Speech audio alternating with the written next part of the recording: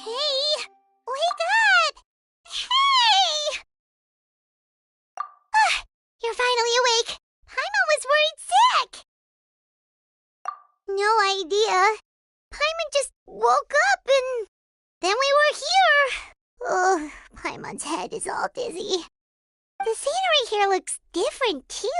Oh, what should we do, Traveler? Please don't tell Paimon someone abducted us and brought us to some strange place that we could never leave. You're right. Better to think of this as the beginning of a new adventure. Thank goodness you're still here. If Paimon woke up alone, she probably would be trembling in a tree hollow.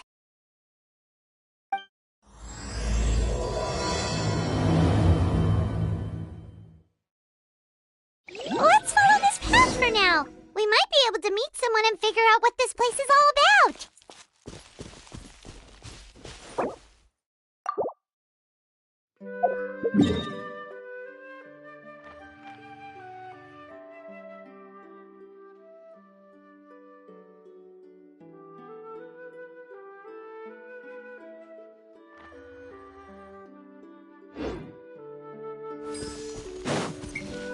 Yeah! Got him! How about we explore the area ahead of us later?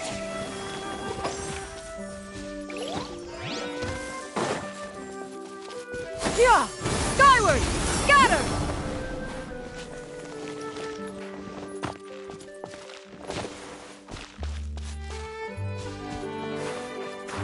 Yeah! Skyward!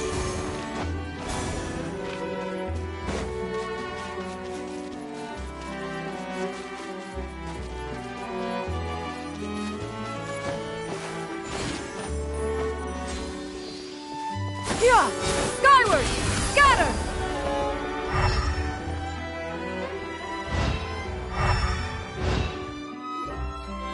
Traveler, did those plants by the road look weird to you?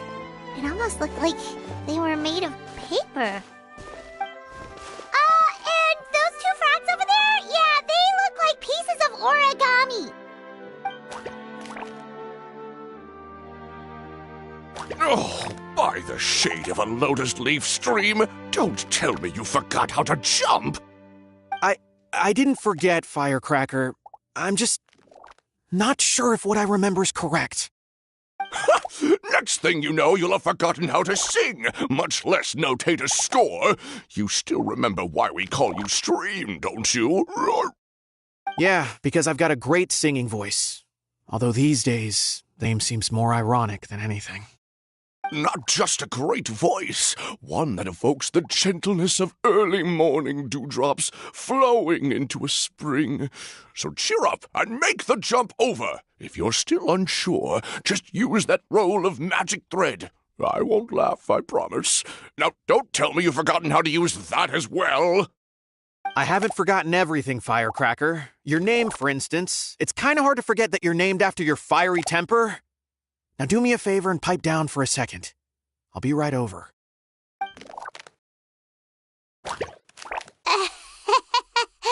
You saw that too, right? Paimon's not seeing things, is she?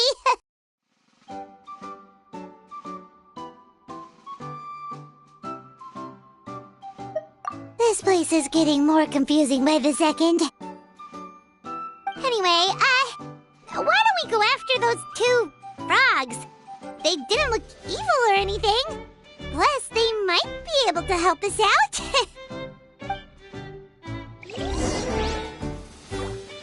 Yeah! Skyward! Scatter!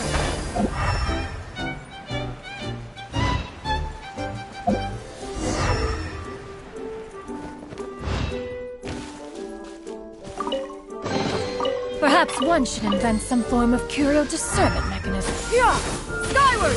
Scatter!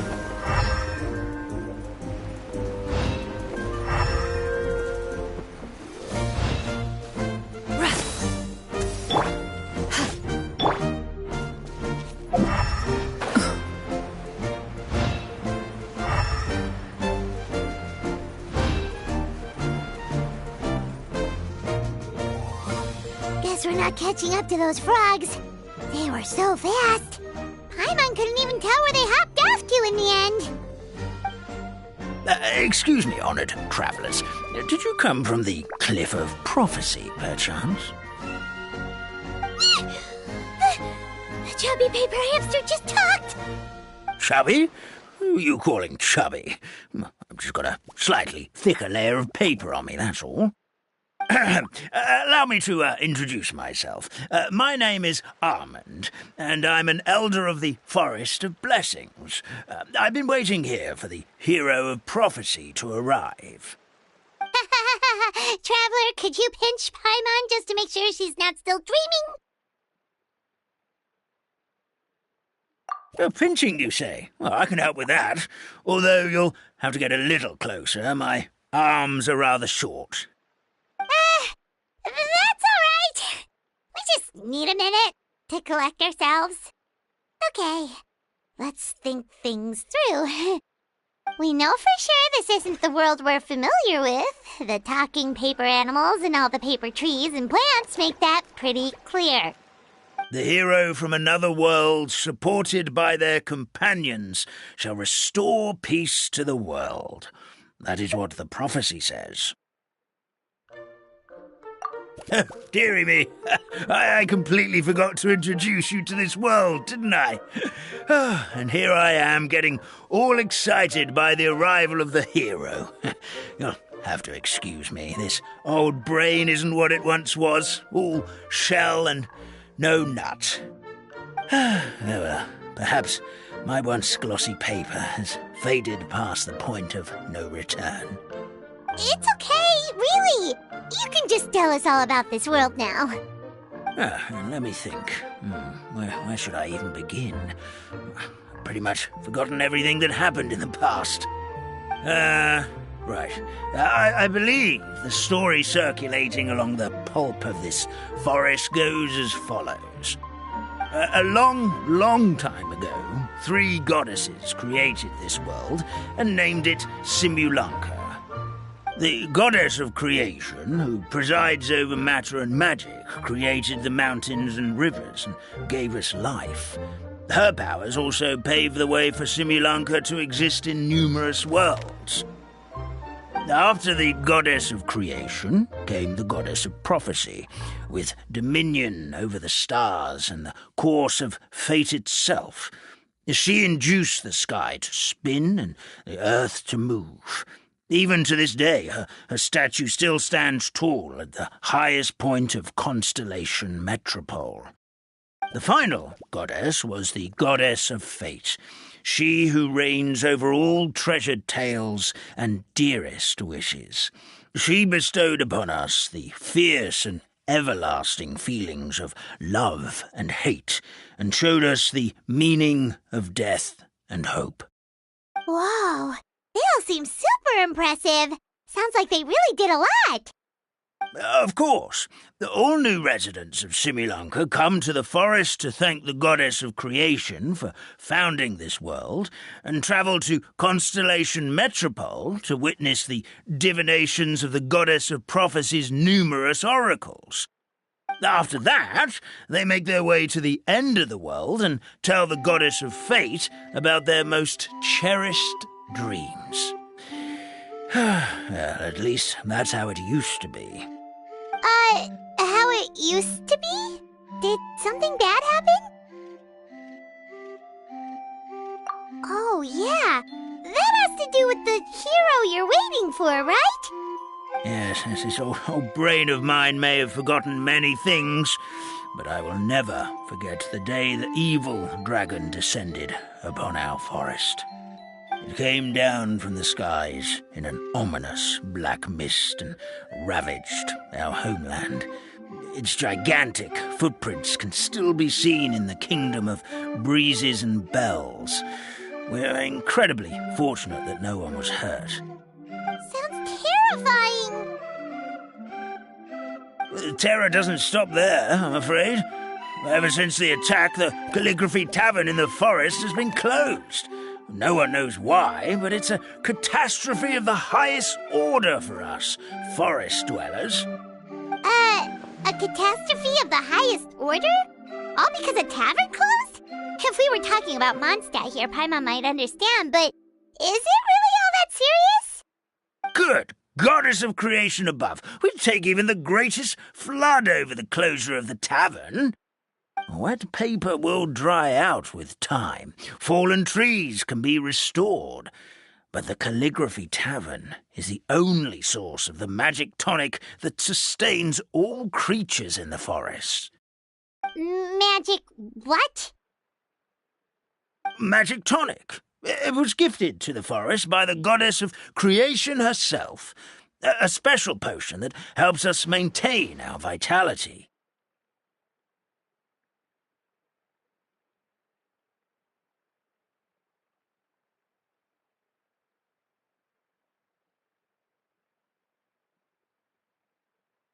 Well, our bodies will gradually crumple and become brittle until they eventually disintegrate entirely.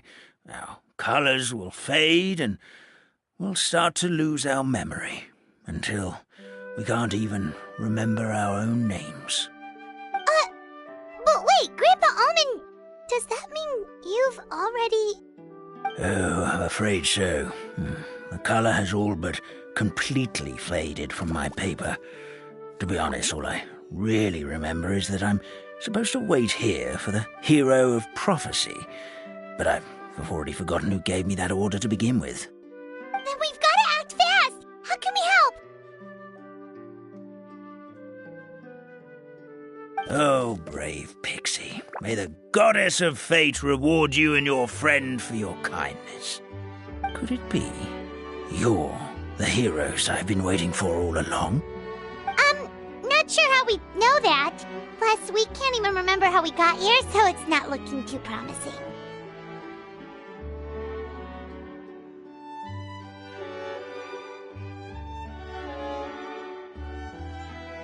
Well, this is turning out to be quite the conundrum for old Almond Brain here. The prophecy never mentioned anything like that. For now, why don't you come with me to the Hut of Blessings? Our forest fairy lives there. Maybe she'll know what to do. Whoa, a forest fairy? Like one that knows magic? Oh, you betcha. She's prophesized to join the hero on their journey. Well, then she sounds like exactly the kind of person we need. Please lead the way, Grandpa Almond.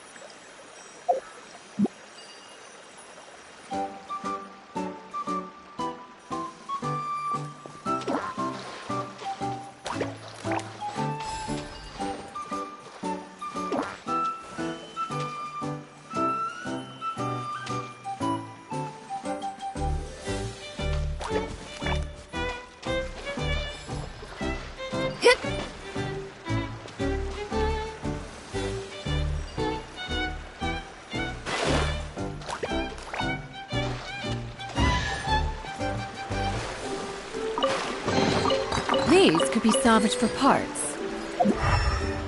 Yeah! Skyward!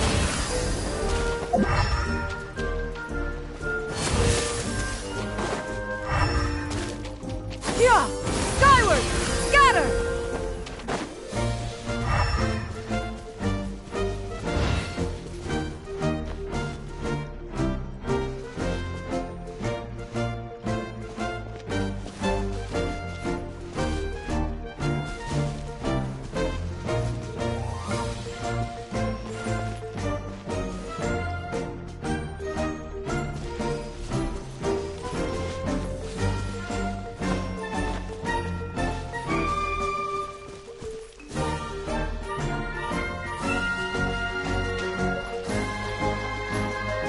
Yeah!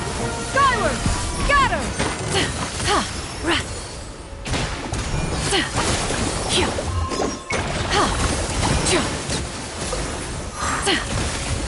Yeah!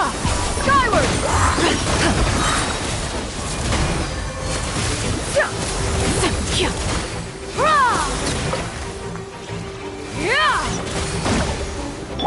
Shudder! Yeah! Scatter! Skyward!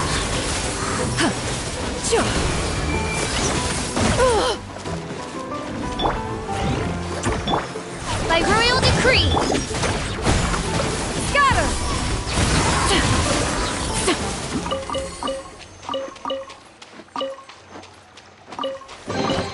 Perhaps one should invent some form of curial discernment mechanism.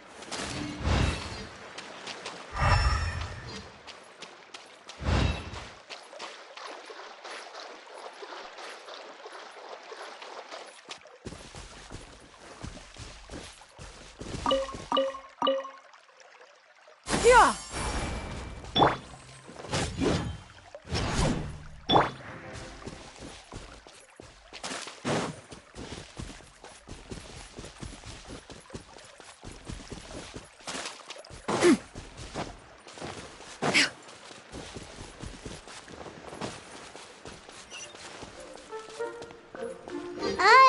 That meadow over there looks pretty strange. That's what the Calligraphy Tavern looks like. Now it's lost all of its color.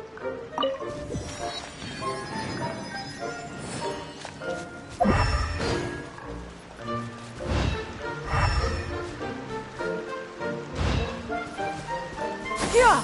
Skyward! Scatter!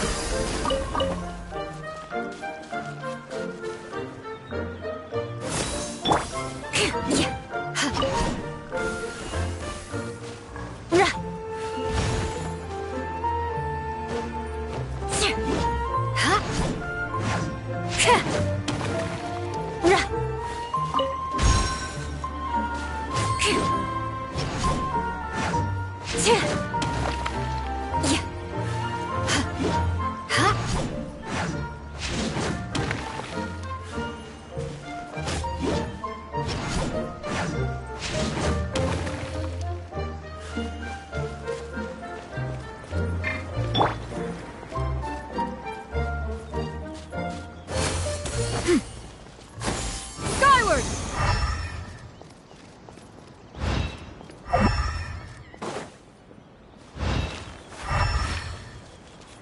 Yeah! Skyward! Scatter!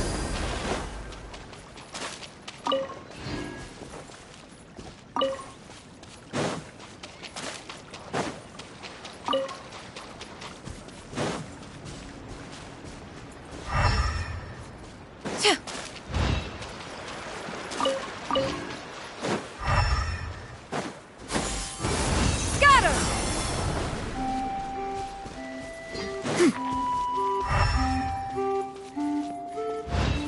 Yeah! Skyward! Scatter! Hurrah!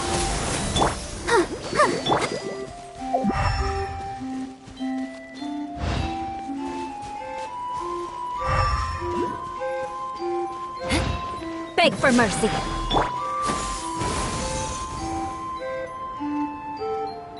This is the place.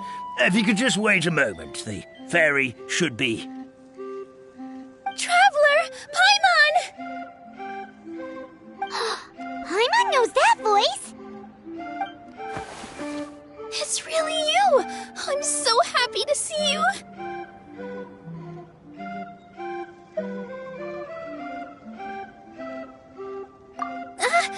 Sorry. So Nilu is the forest fairy? Well, you certainly look the part.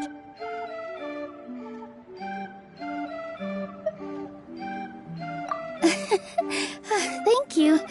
To be honest, I'm still getting used to it. It's the weirdest thing. I remember I was reading a book at the Grand Bazaar, and then I guess I must have fallen asleep at some point because, well, then I woke up just like this. And in my dream, someone spoke to me. They said, "You are the fairy of the Forest of Blessings. Now go, save the forest with your magic." At first, I thought this whole world was just part of the dream, but no matter how hard I tried, I couldn't seem to wake up. I couldn't find anyone I knew from the real world either. Sounds similar to what happened with us. We also have no idea how we got here. Anyway, sorry for my reaction back there. I got a bit too excited when I saw you two. It's okay, we totally understand. We were looking for a way out too. At least we know we're not alone. Oh, blessed be the goddess of fate above. You're already friends with the fairy of the forest. Grandpa Almond, thank you so much for bringing my friends here. Could you let the others know I'm coming? I'll head over right away. Of course, leave it to me. Hey-ho, pistachio. Today truly is a blessed day.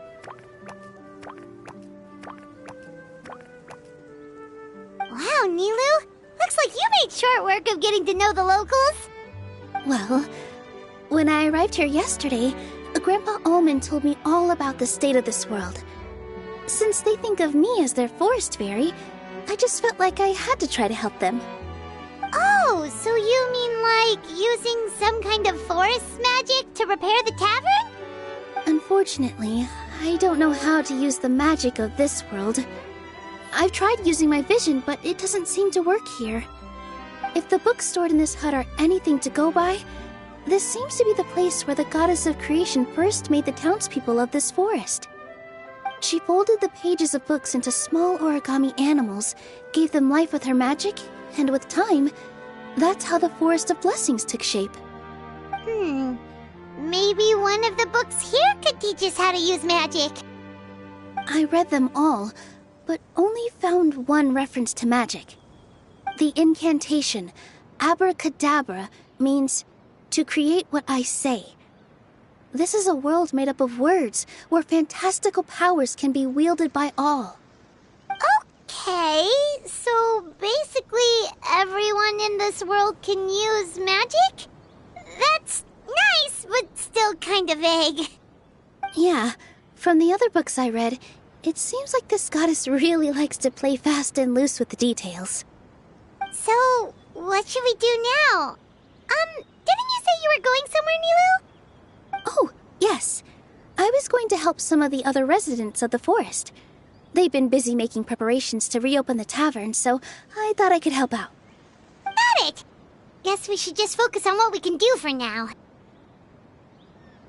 This whole thing is making me pretty nervous, actually. It's like I've been pushed on stage without being taught the choreography. Since I'm already wearing the costume, though, I might as well try to play the part.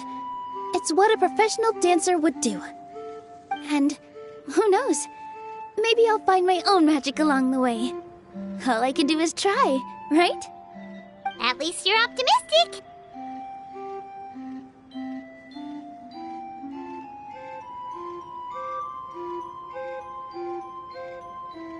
Thank you.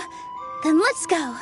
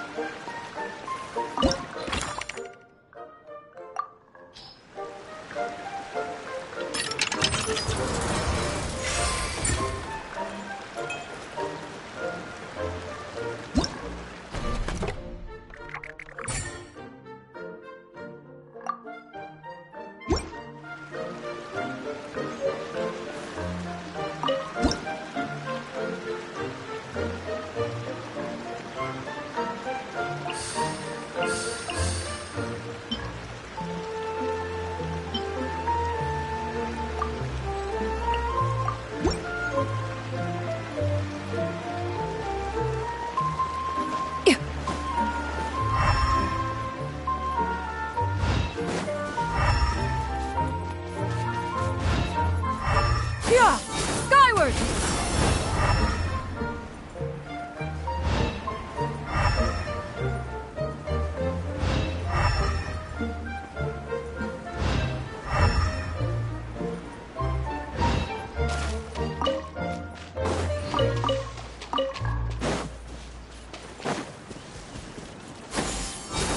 Scatter!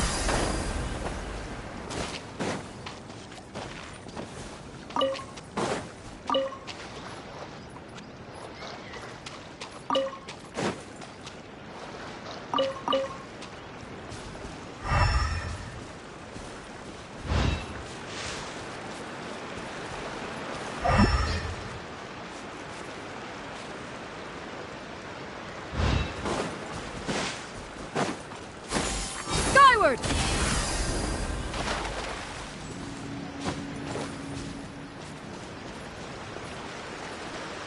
Yeah! Skyward! Scatter!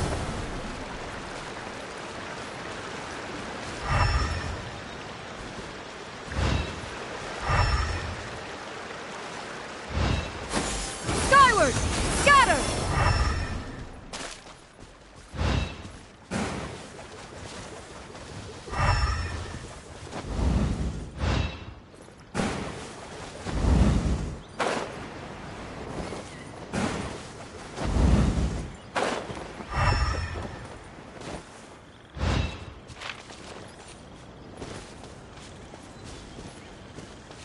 Yeah! Skyward!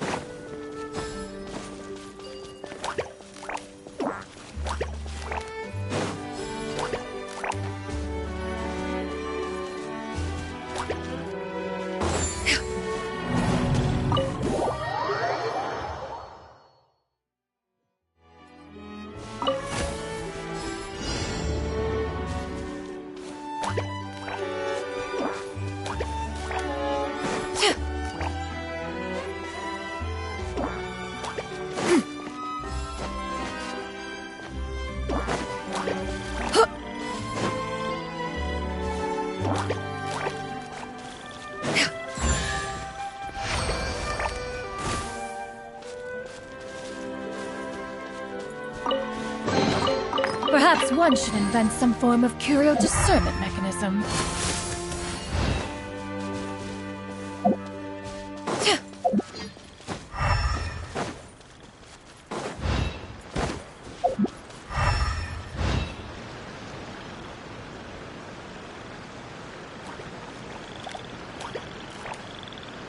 Oh, Stream! Your rhythm is off again! At this rate, it doesn't even matter if the tavern reopens. The band's not even going to get any gigs! I'm sorry. Hello there. I hope we aren't interrupting your rehearsal. Wait, these are the two frogs we saw on the road a little while ago. Ah, the forest fairy is here! For the love of lotus leaves and dewdrop, Stream, you've really got to put in some effort now. But Oh, don't pressure yourselves on my account. Are you rehearsing for a show? Sure are. You see, our group regularly performs for guests at the tavern. We've been out of work for quite some time, with the closure and all. But after hearing of the fairy's arrival yesterday, we figured we needed to get in performance shape right away. I understand how you feel. Back at the Grand Bazaar, Zubair Theater's always busy with rehearsals too. The Grand Bazaar? Do people there sing on lotus leaves as well? Yeah, they do. And it's a really big one. You're the conductor of your group, aren't you? You remind me of Mr. Zubair. Ah, then he must be an ambitious director. One who would do anything to avoid disappointing a single member of the audience. It's just... Is there anything we can do to help you, Mr. Stream? Oh, no. My problems are mine and mine alone. It's just, after the tavern closed, I somehow forgot how to sing. I'm always a few beats behind everyone else, and I keep singing out of key. You were our trump card, our best singer by a mile. I know, but... So he is a victim of the fading disorder too? Don't be sad, Mr. Stream. Whenever I've forgotten important dance steps in the past, my friends at the Grand Bazaar always stick by my side to encourage me. They smile and patiently tell me everything's going to be okay. Then they play the melody for me over and over until the steps finally come back to me. Now it's our turn to help you. We just need to help you remember how to sing, right? The Traveler's got a great sense of rhythm. We can help keep you in time. Well, what do you say, Stream? I think it's a great idea. Just focus on the lyrics, and the fairy's friends will help you stay on beat. Are you sure? This is really asking a lot. Don't worry about it, Mr. Stream. It'll all be worth it when the tavern reopens and we finally have the chance to hear your marvelous singing voice. All right, then. Thank you so much, everyone. I'll give it my best shot.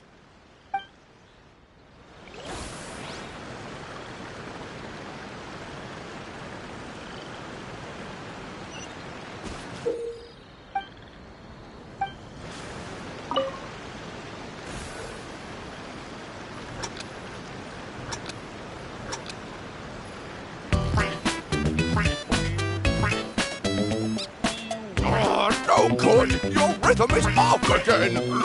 Excellent! Perfectly in time!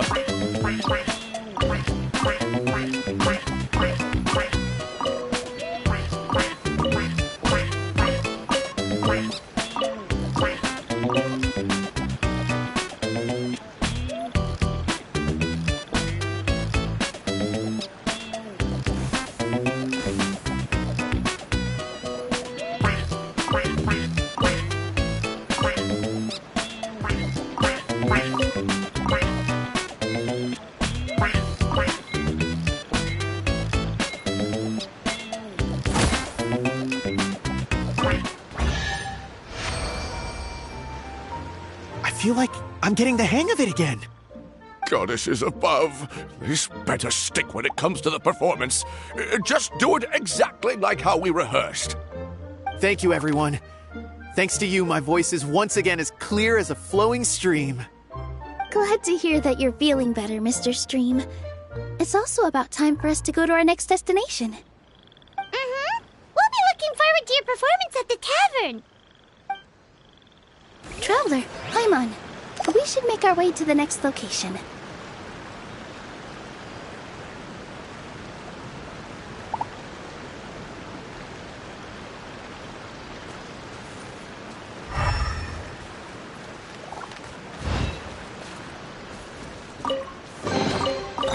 Ah, what trinkets have we here? Present them for one's perusal. Yeah! Scatter!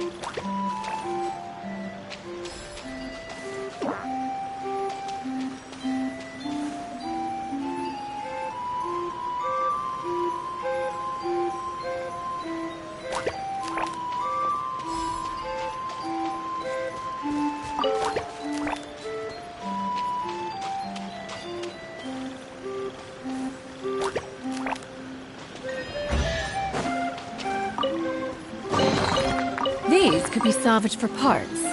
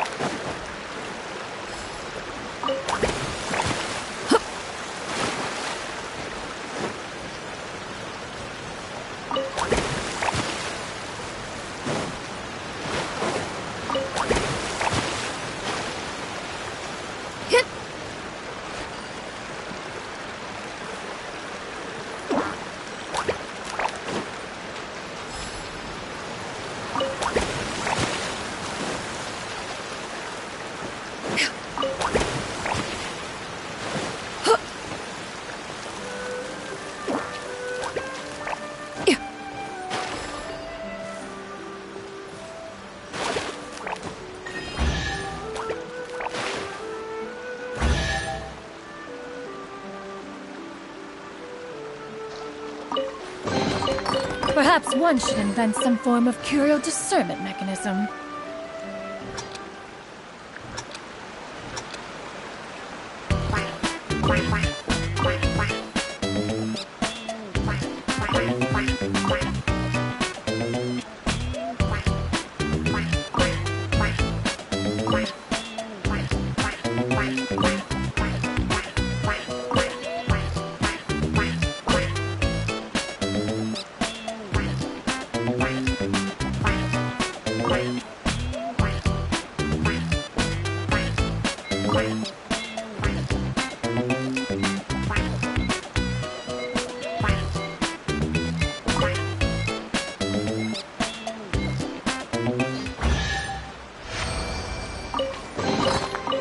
Ah, what trinkets have we here? Present them for one's perusal. Hit! Yeah! Skyward! Scatter!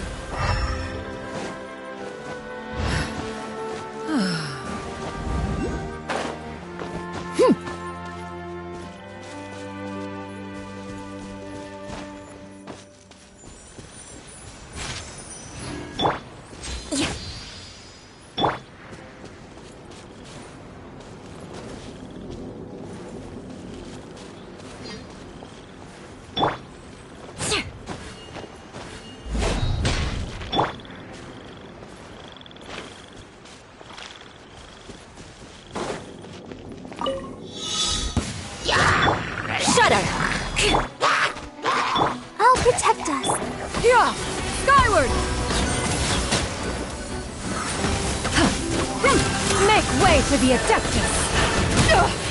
Derivative! Ha! Yeah.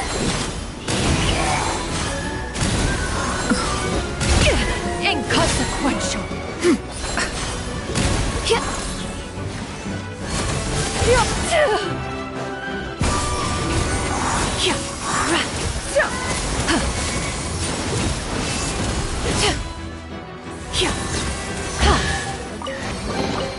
Perhaps one should invent some form of...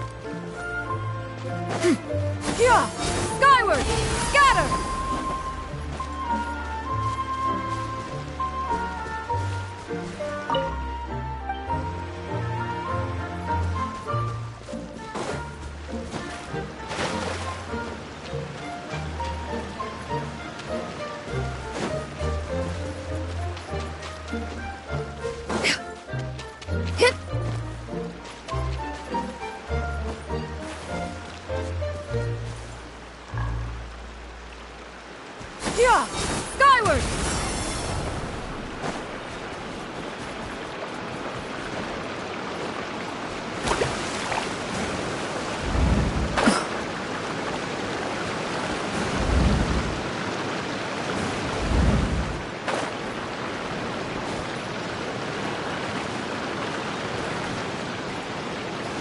Yeah! Scatter!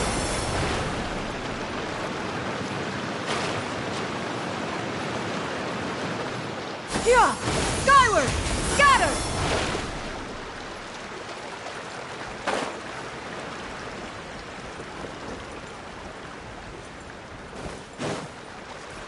Yeah! Skyward! Scatter!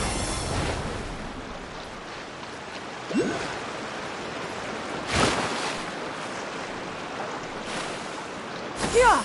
Skyward!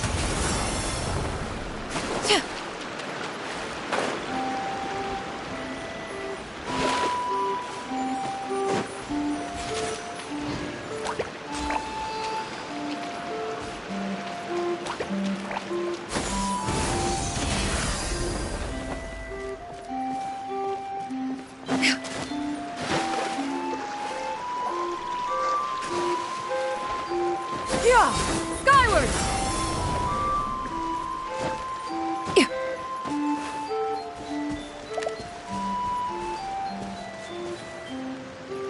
Yeah! Skyward! Scatter!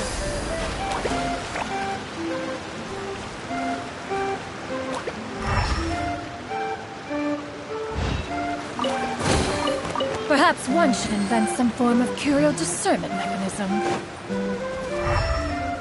Yeah! Skyward! Hit!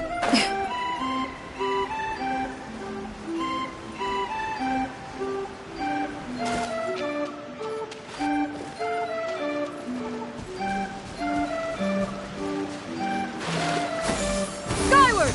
Scatter!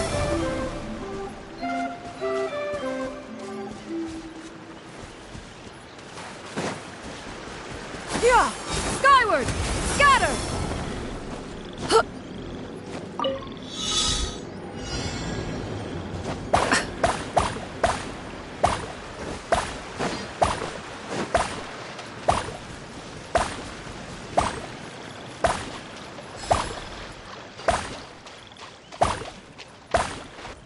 Yeah!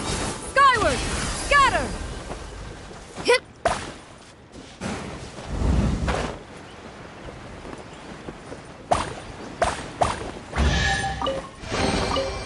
Ah, what trinkets have we here? Present them for one's perusal.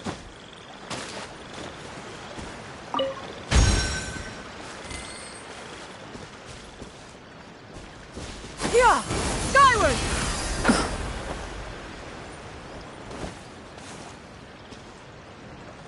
Yeah! Yeah! Hit! Huh.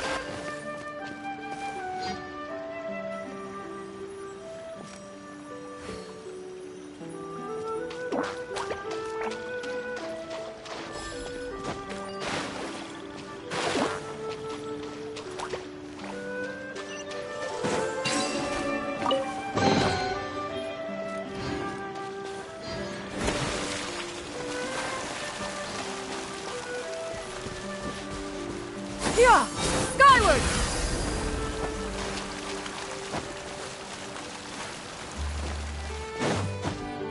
Hit! Huh. Yeah!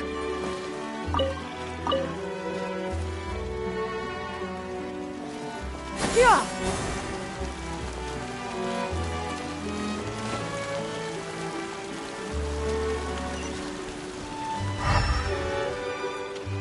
Yeah! Skyward! Scatter!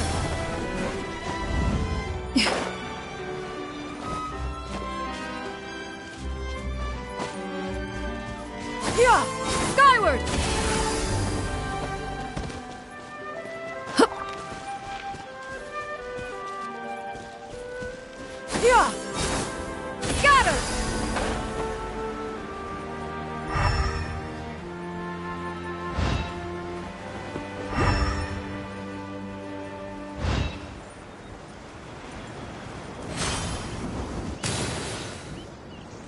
Oh, my dear Citrus, please tell me you're joking. We can't have you out of commission with the tavern about to reopen. I'm sorry, Grandpa Almond. It's the truth.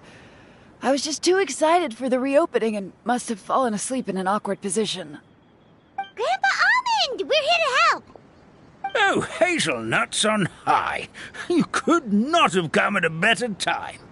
Please allow me to introduce you. This is the bartender of the Calligraphy Tavern, Miss Citrus.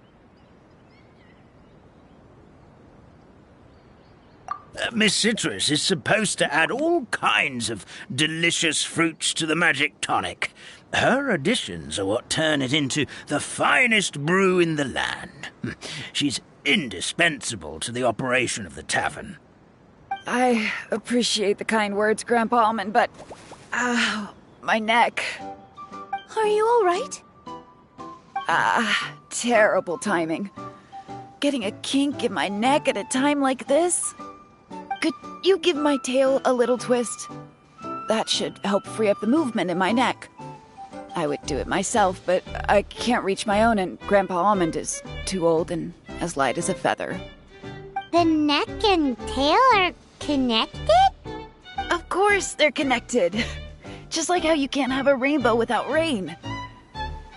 Anyway, you just need to position me at the right height to pick the fruits, and then put them in the barrel over there.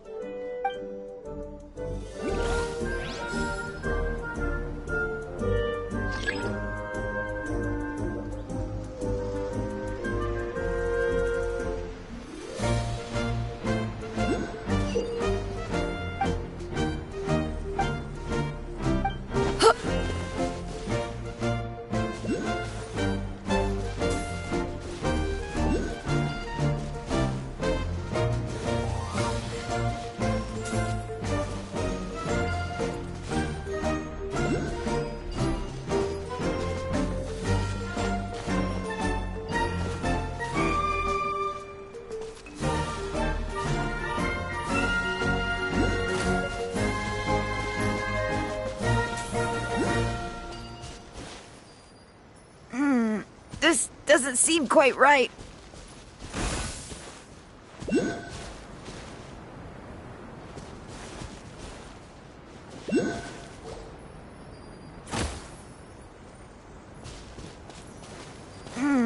This doesn't seem quite right.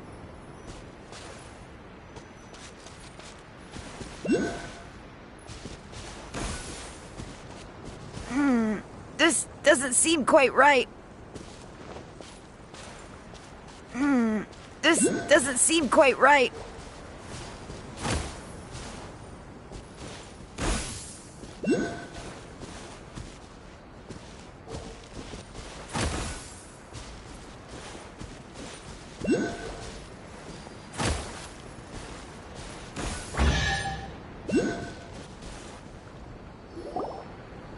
Perfect. My neck feels much better. So there really is some kind of connection between your neck and tail. Thank you so much, everyone. I can rest easy now, knowing the drinks at the tavern will be just as wonderful as before. That's another problem solved! Traveler, Paimon, we should make our way to the next location.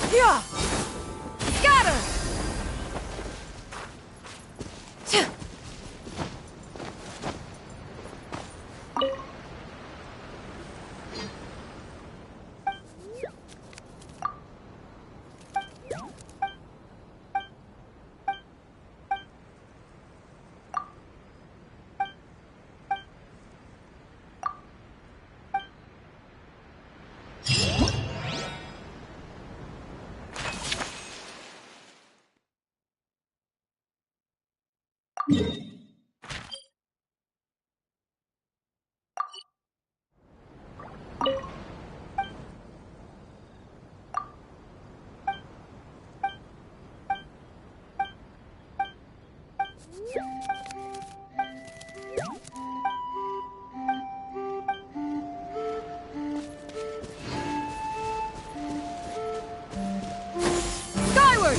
Scatter!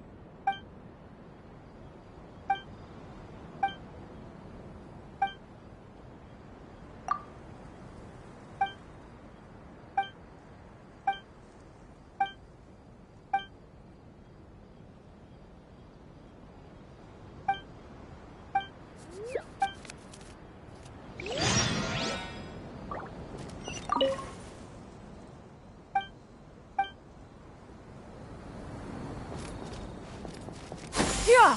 Skyward!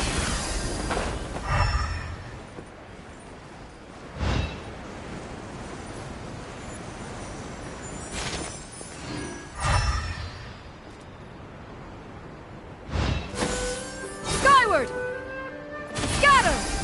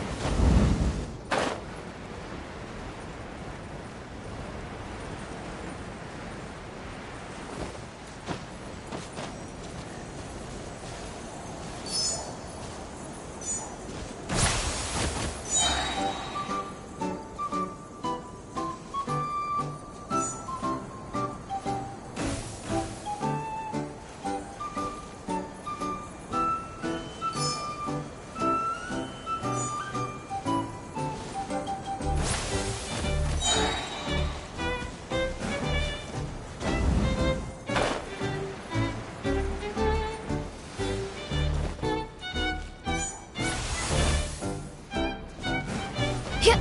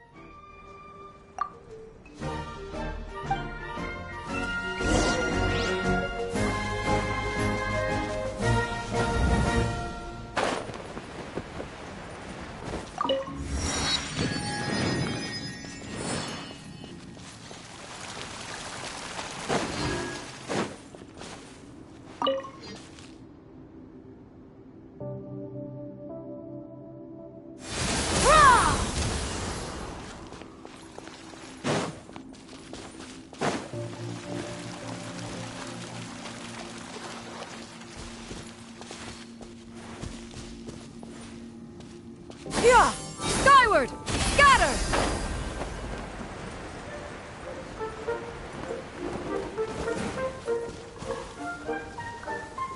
Hit!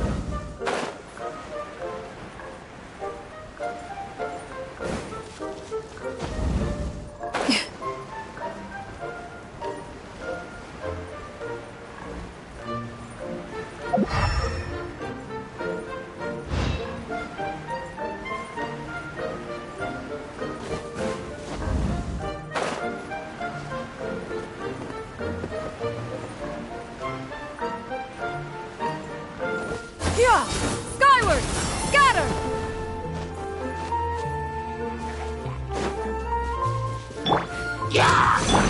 Let the show begin. Skyward! Scatter!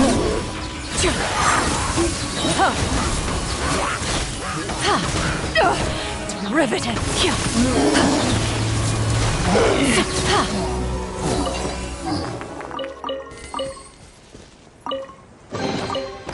Ah, what trinkets have we here? Present them for one's perusal.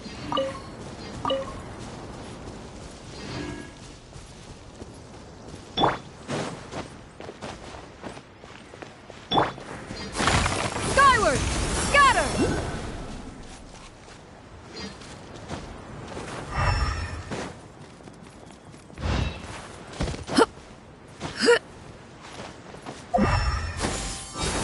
Scatter!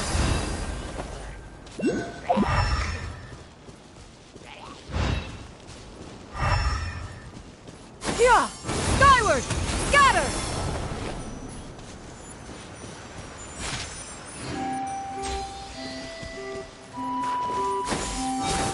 Scatter!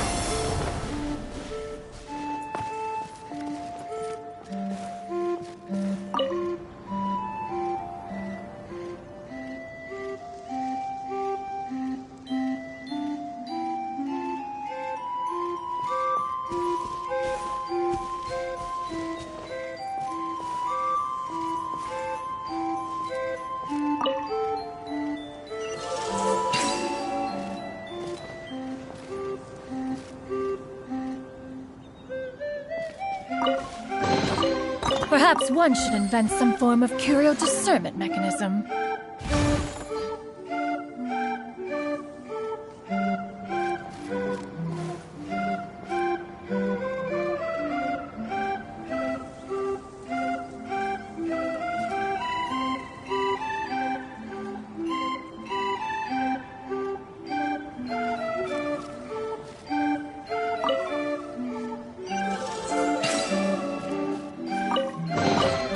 Perhaps one should invent some form of curio discernment mechanism.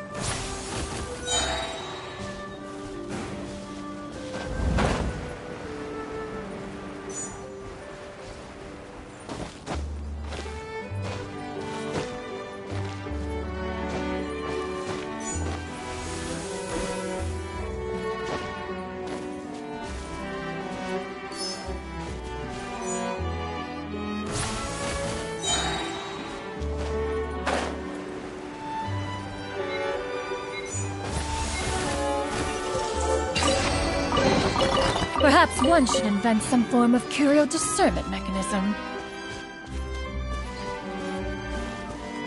Yeah! Scatter!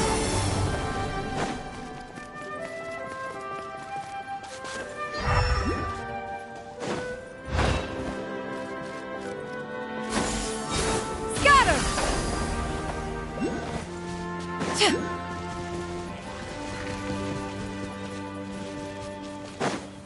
Yeah! Skyward! Scatter!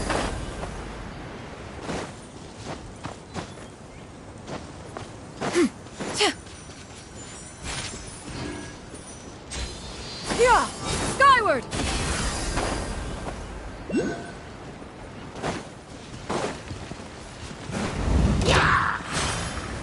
Yeah! Scatter! Skyward!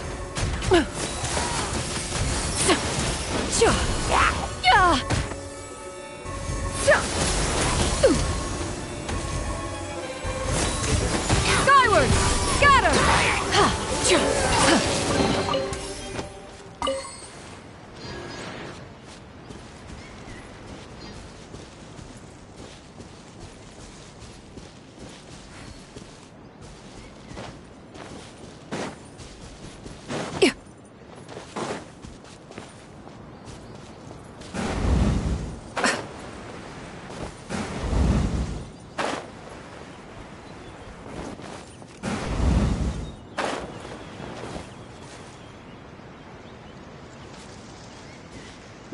Yeah!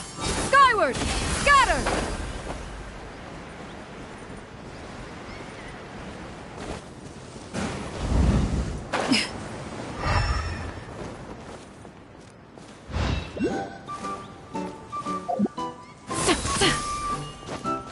Yeah! Skyward! Scatter!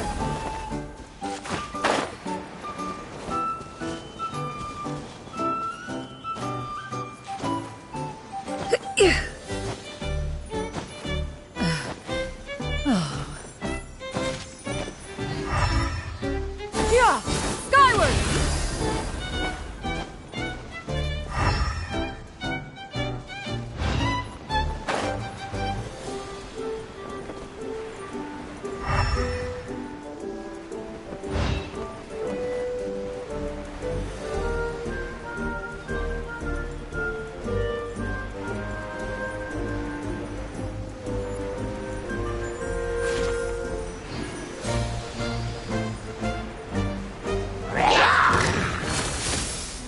Oh, goodness gracious!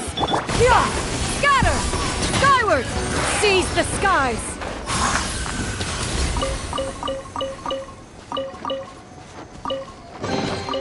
These could be salvaged for parts.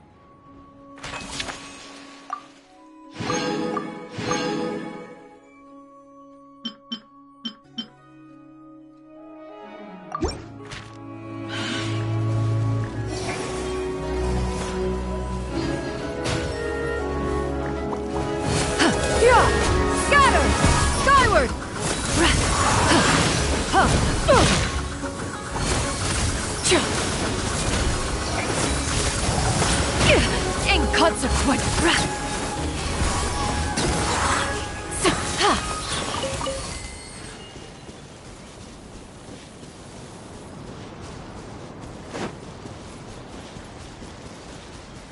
Yeah! Skyward! Scatter!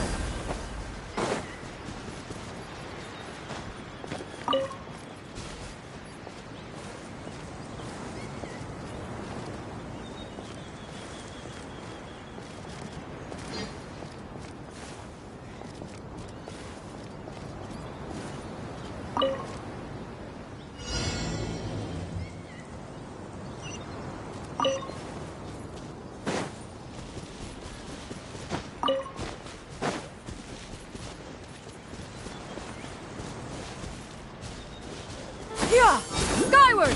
Scatter!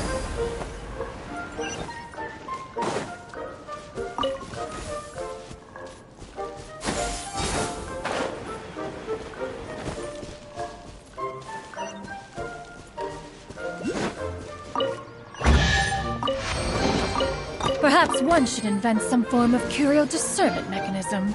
Yeah!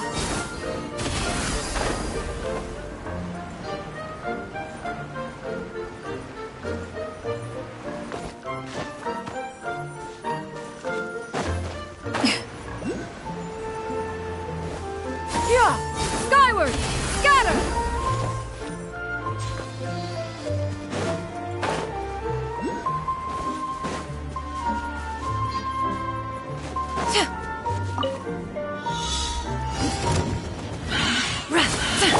Oz, reveal thy...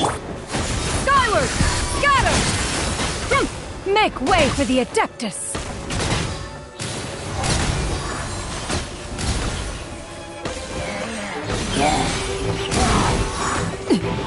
Yeah! Scatter! Skyward!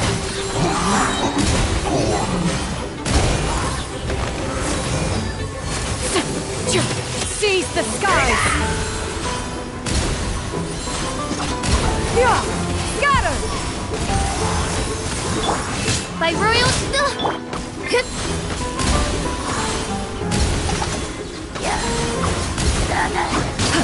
Yeah!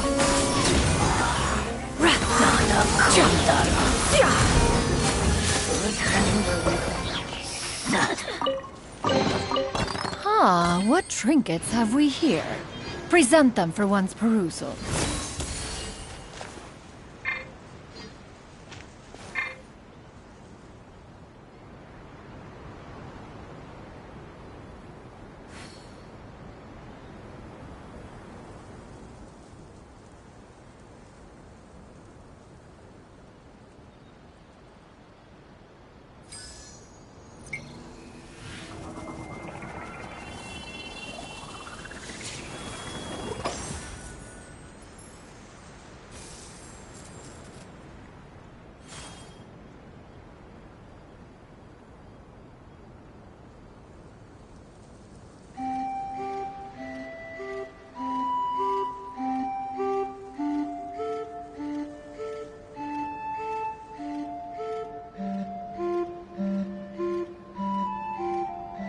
Peace prevails throughout the land, and all things are made new, as buds in the spring.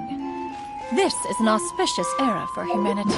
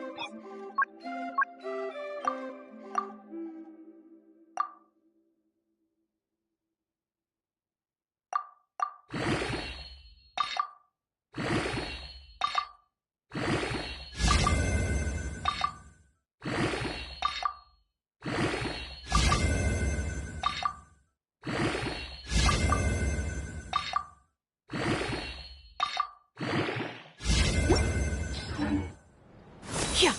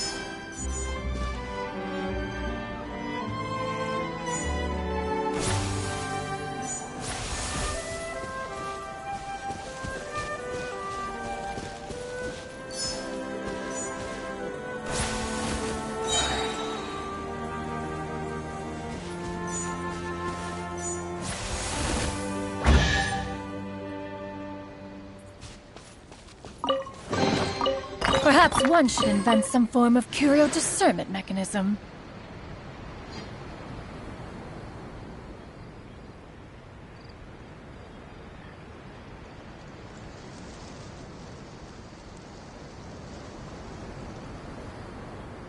If you are presently unoccupied, perhaps we could stop a while at one's abode for some repose and conversation.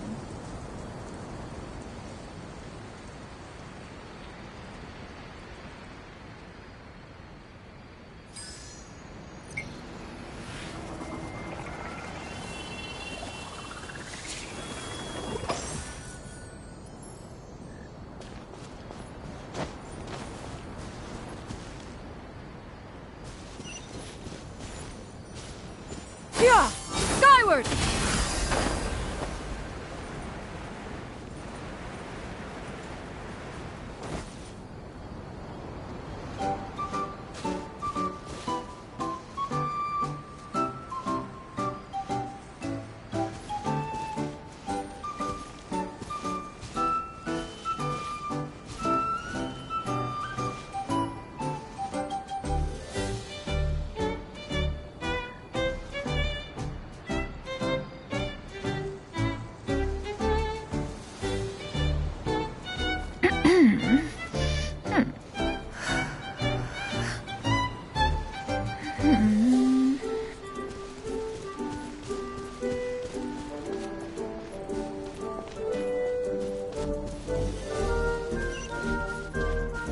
Yeah! Skyward! Scatter!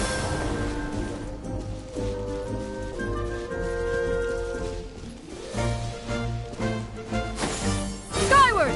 Scatter!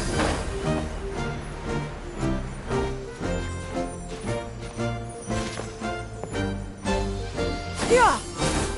Scatter!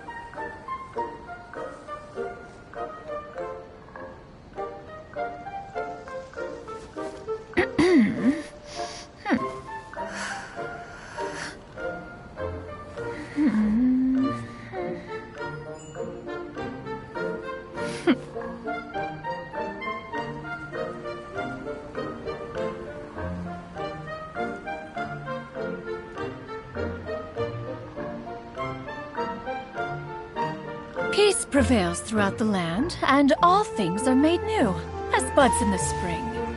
This is an auspicious era. Yeah!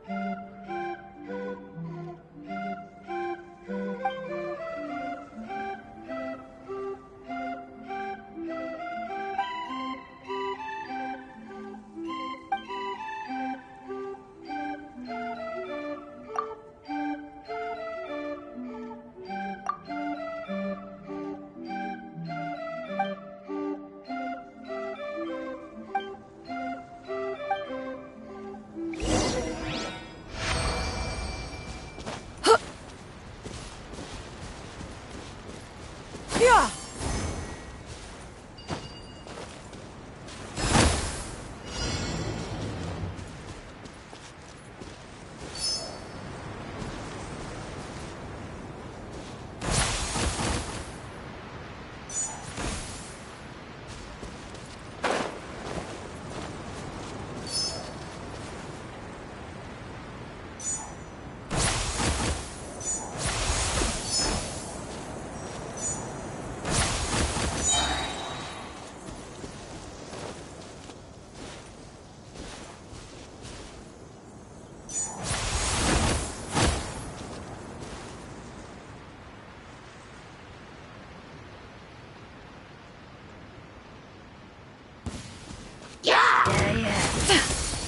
Oh, yeah! Scatter! Skyward! Ink! Oz, reveal! Stray clouds converge!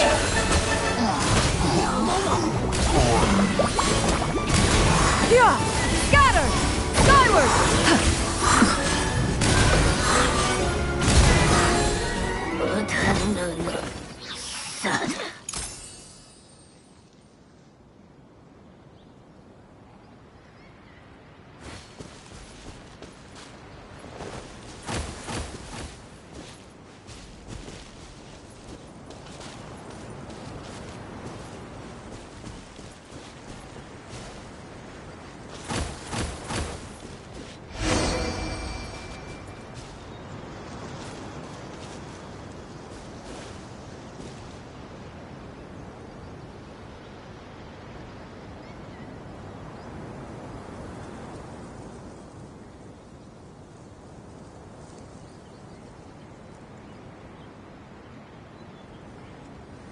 If you are presently unoccupied, perhaps we could stop a while at one's abode for some repose and conversation.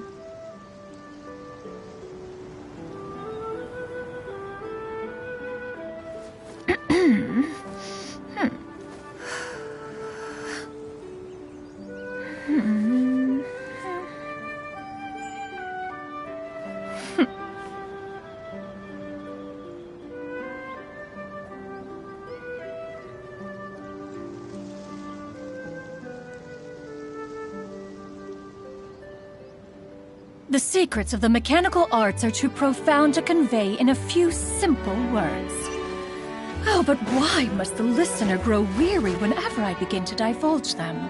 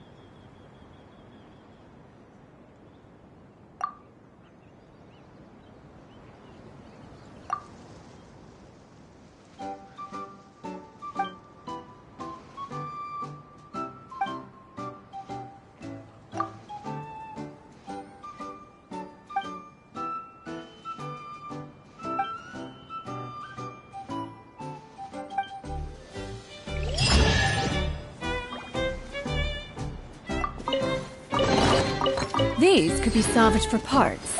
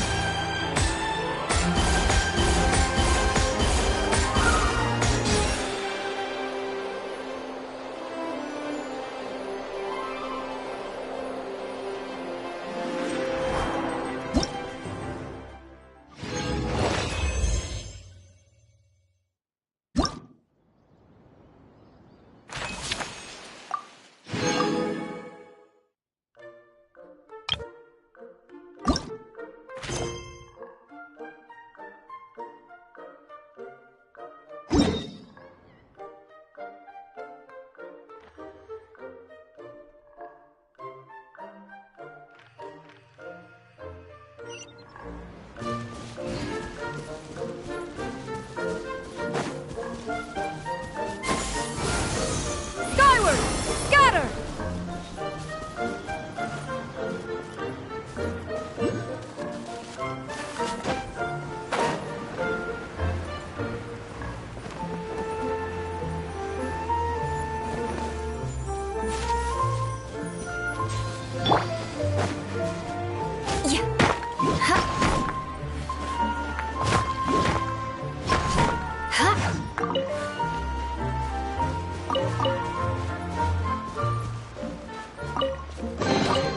I can put these to good use.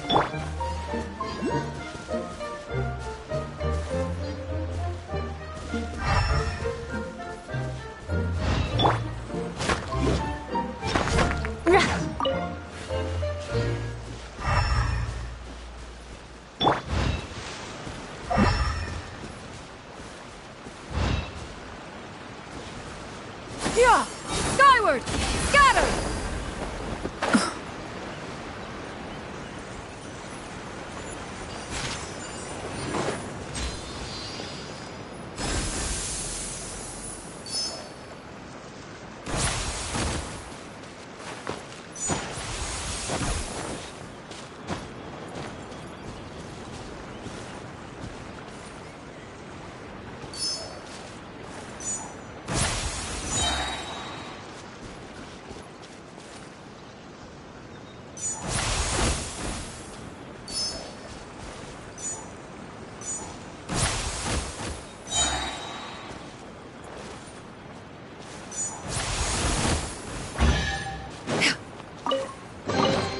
These could be salvaged for parts.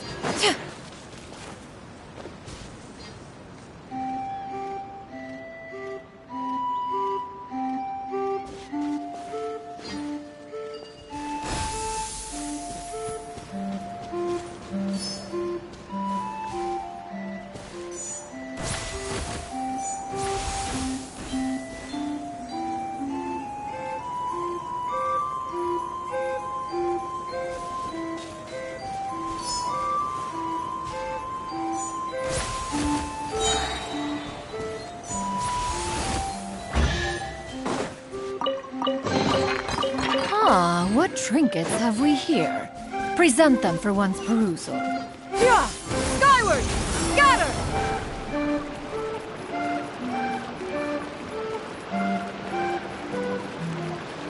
Yeah! Skyward! Scatter!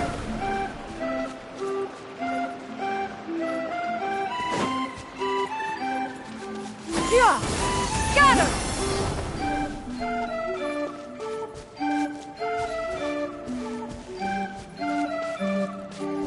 Yeah! Skyward! Scatter!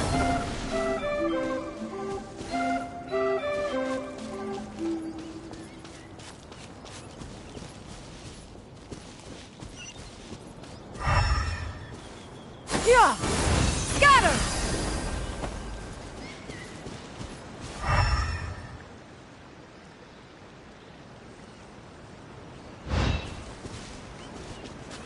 Yeah! Skyward! Scatter!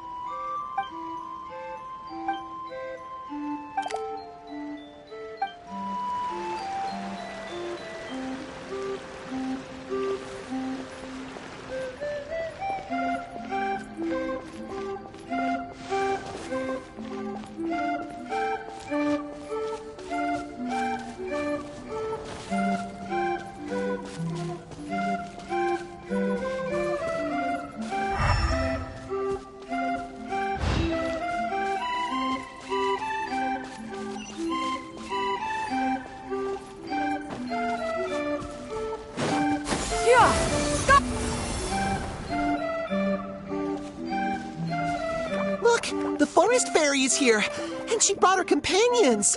Grandpa Almond was right. They do look promising. Hello there, everyone. I heard you were working on the piping for the calligraphy tavern. Is there anything we can do to help? Oh, we wouldn't dream of troubling you with our petty problems, my lady. Don't you worry. We have it all under control. You sure about that? Because from where Paimon's floating, the piping is looking pretty chaotic. Yes. We have my careless friend to thank for that. He promised we could leave the pipe connecting to him, and, well, the results speak for themselves. Hey, I just wanted to inspect each pipe. This is the network the magic tonic has to flow through. I was just trying to be thorough, so I disassembled the whole thing. Yeah, and now you've forgotten how to put the thing back together. Have you been eating too many nuts again? 'Cause you are what you eat. Please don't fight. I know everyone wants the tavern to reopen as soon as possible so that the forest can return to normal. So, why don't you let us help out? Yeah, we're here anyway, so we might as well be helpful. We just need to reassemble these pipes, right? Well, if you're offering... Basically, the pipes need to be connected properly to allow the magic tonic to flow through.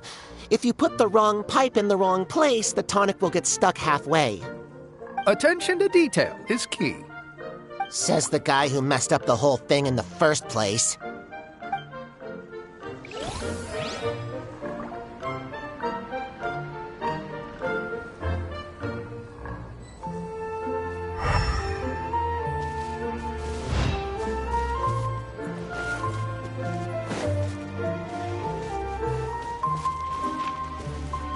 Yeah! Scatter!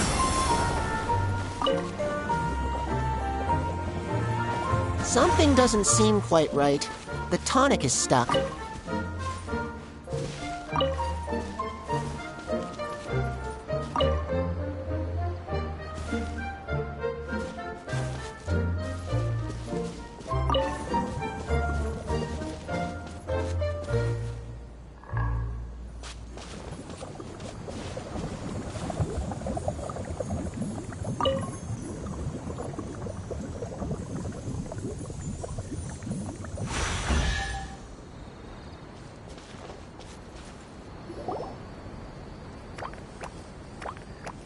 Oh, amazing! You did it! Now the tonic will flow into everyone's cups without getting stuck, right? Oh, gotta say though, Paimon is starting to get pretty curious about this magic tonic. Could she have a teeny tiny sip? Just a little taste, please?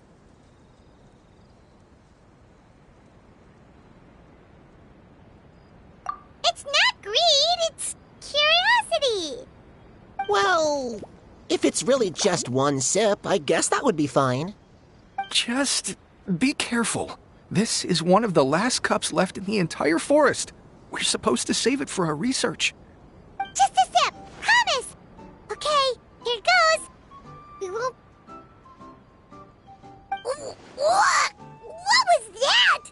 Oh, it's sticking to Paimon's tongue. Wait, is this just regular ink? Wait, does that mean what the legend says is true? The goddess of fate used ink to compose her stories on paper, and the goddess of creation used her power to bring those tales to life. No wonder the tavern is so important to the forest. Maybe the fading disorder occurs when the ink within the body dries up.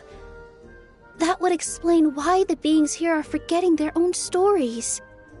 Oh. I'm not really sure I can really wrap my head around this conversation, but there's no need to get all worked up on our behalf, my lady. With the pipe installed, I'm sure the tavern will be up and running in no time. What do you mean, can't wrap your head around it? The fairy is recounting the story of how the goddesses gave us life. In fact, I've seen the goddess of creation with my own eyes. Really? Don't be ridiculous. There's no way you're old enough to have met her. We're the same age, and I think I would know considering we went to tell our wishes to the goddess of fate together. So stop talking a load of papier-mâché. Oh, fine. It was my grandfather, all right? He was the one that saw her. He said that one day after he finished work, he saw the goddess of creation grant us life with his own eyes. In her hands, she held the very paper used to form our bodies. She whispered something into the pages, and then suddenly a paper frog was born, ready to leap into the world. Oh, it was spectacular. Cut the theatrics, will you? You weren't even there. Wait, so that's it? Paimon thought creation magic would have a little bit more pizzazz. Oh, so in your world, the creation of life is a much showier affair? Huh. I'm learning something new every day. Well, that's not exactly what Paimon was trying to say. Magic doesn't have to be spectacular. That's enough out of you. All your boasting is confusing our kind fairy. Oh, no, it's all right. I actually think I understand the magic of this world a bit better now. Thank you. The honor was all ours, milady. We've got one final stop. Let's go.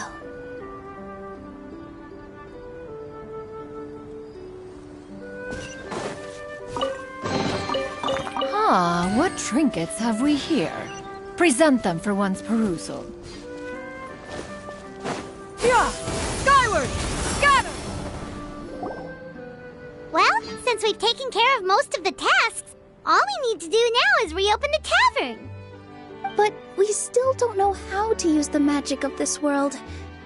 We don't even know why the tavern closed in the first place. Oh, what about the method that one hamster mentioned?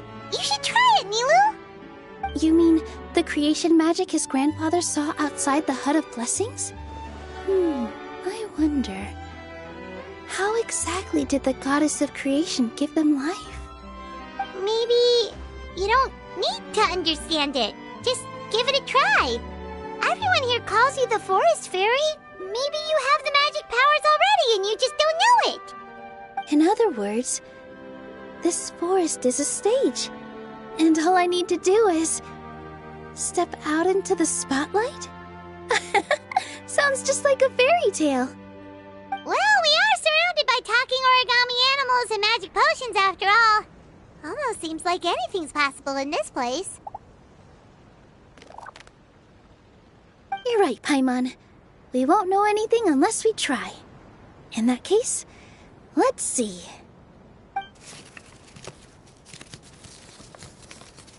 This is how you do it, right? I think I got the folds right. Whoa, your origami skills are great! I once saw one of our prop people making something similar. It looked really cool, so I took some time during my break to learn the basics.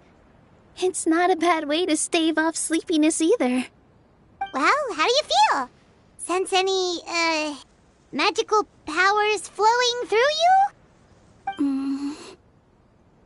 No. No? What are we missing?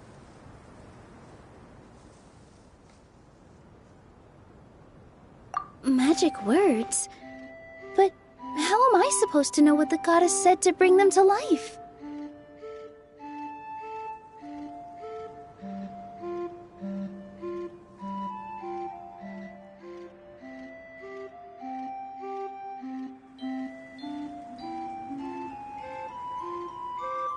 Oh, good point! You're the Forest Fairy, Nilu! What do you want to say to the new resident of your domain?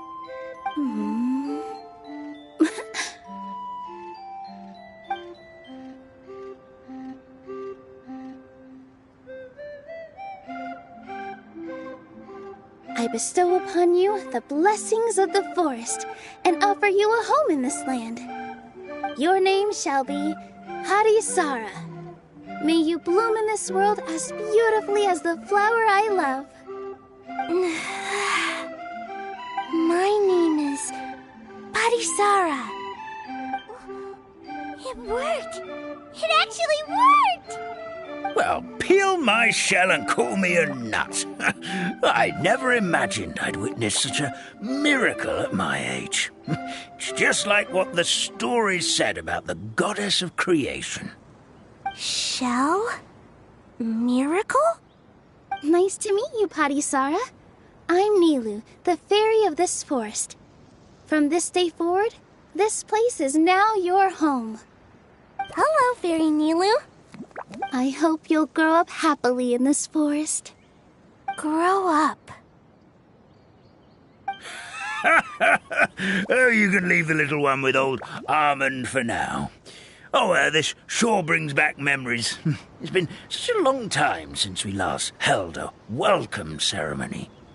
Here, Padisara. Come to Grandpa Almond. Well, now that Nilu has mastered the goddess's magic, we should be able to reopen the tavern, right? Grandpa Almond, could you send a few people to check the underground space beneath the tavern? Oh, of course. May I ask why? The moment I used magic, I sensed something strange down there. I have a feeling it's connected to why the tavern had to close down. Of course, we'll look into it right away. Make sure you listen to Grandpa Almond, Padisara. Don't go running off on your own. Padisara, listen. Running! Hey, come back here, you! Wait! Yep, that's Nilu's creation, all right. She's got so much energy. Anyway, how did you manage it, Nilu? Well, all I did was say my wishes for her out loud. Maybe the magic is in the words themselves, just like the book said. This place is seeming more like a fairy tale by the second. I mean, or somewhere called the Forest of Blessings, so it kind of makes sense. Well, anyway, Paimon thinks this magic suits you perfectly, Nilu.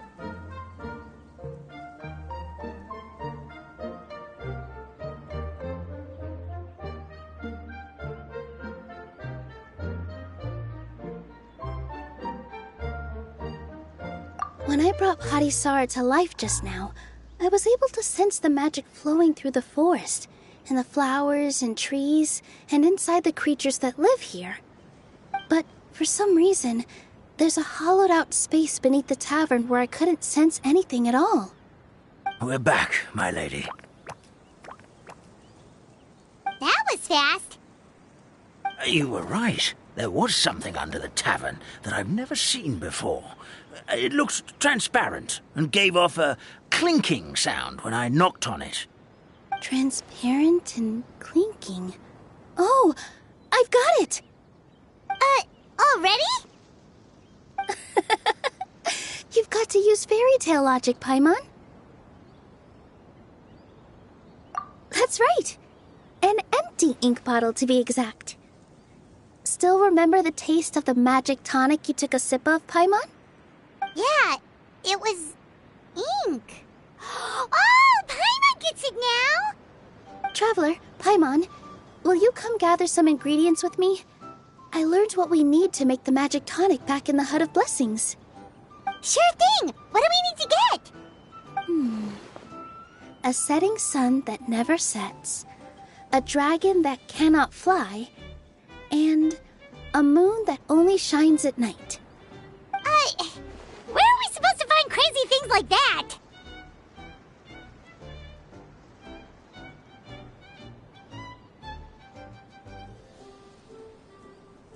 What? How did you get that so fast?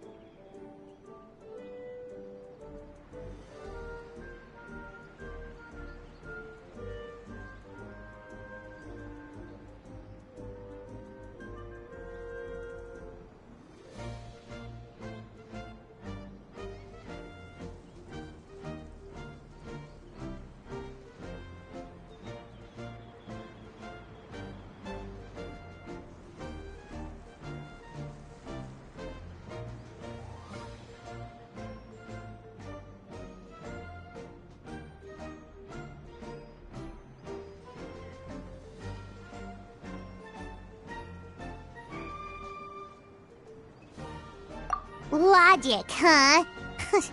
Lucky guess more like.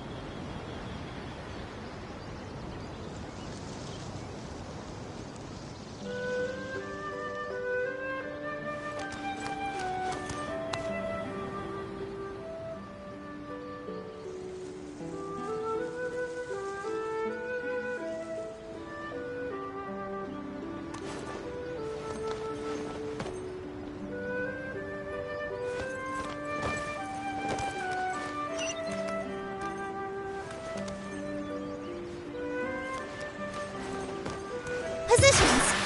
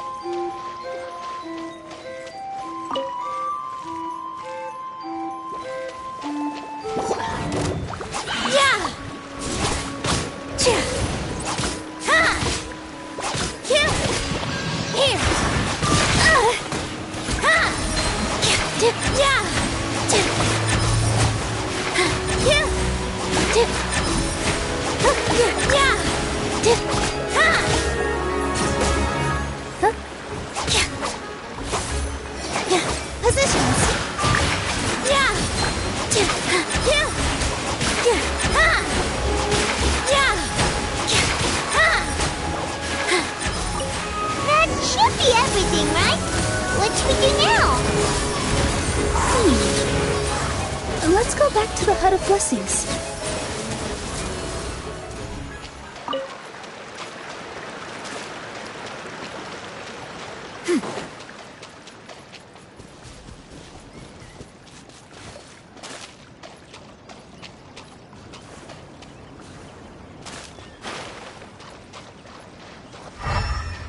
Yeah! Scatter!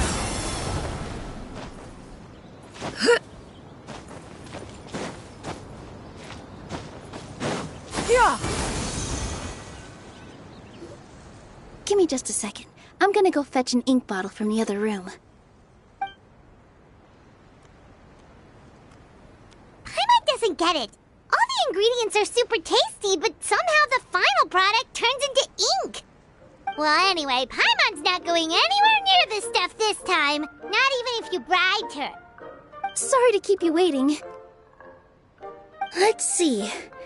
According to the book, first you do this, then this, and then... It's done!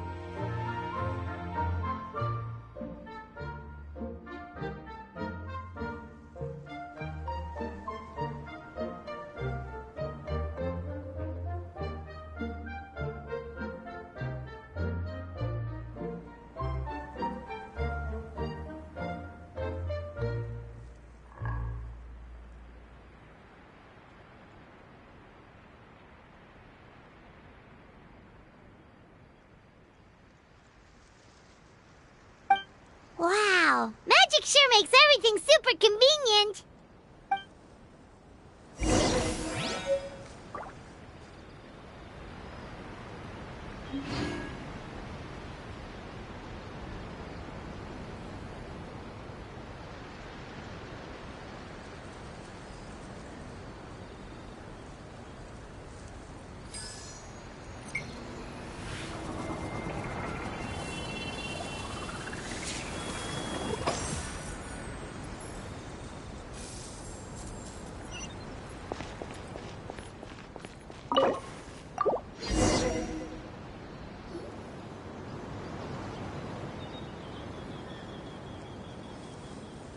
Yes, this is it. This is exactly the magic tonic we need. Grandpa Almond, could you take the concoction to the room underneath the tavern and place it next to the transparent bottle you found? I'll handle the rest. Of course. As you command, so it shall be done. I still get nervous at times like this. It's just like when you step on stage and you can tell that every single person's gaze is fixed right on you.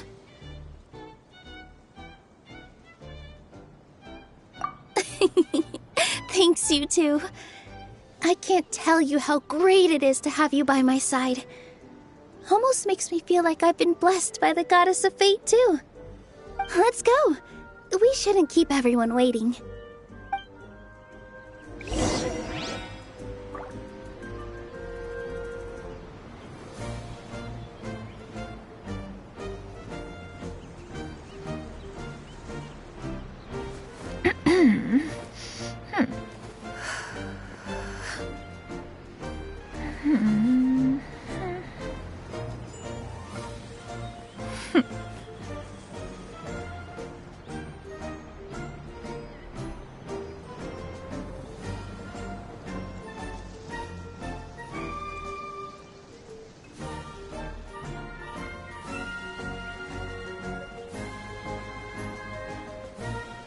If you are presently unoccupied, perhaps we could stop a while at one's abode for some repose and conversation.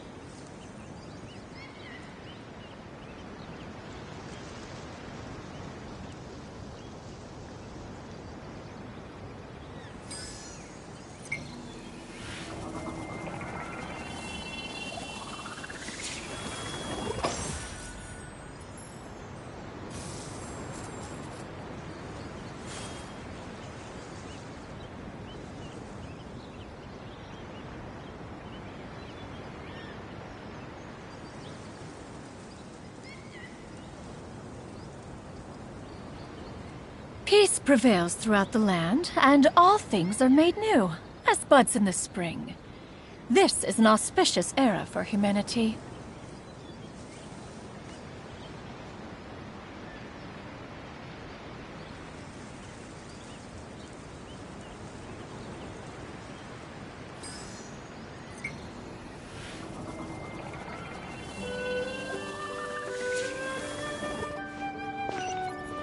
Yeah! Skyward! Scatter!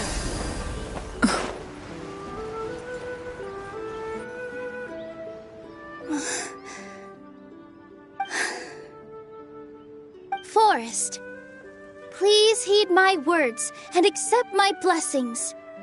May your spring of wondrous magic never run dry. And may all who call you their home lead happy, fulfilling lives.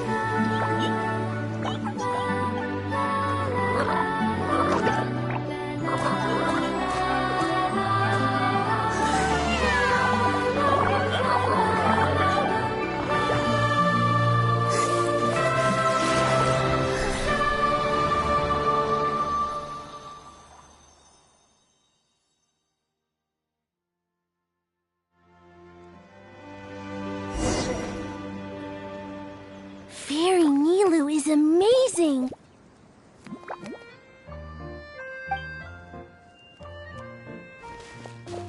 Wow! It's so pretty! What a beautiful tavern! It matches the scenery of the forest perfectly. I was so surprised when it suddenly opened up like that. Just like a pop-up book.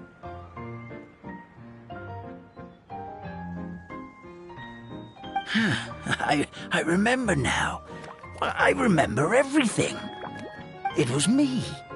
I was the one who went to the top of Constellation Metropole and witnessed the goddess's prophecy.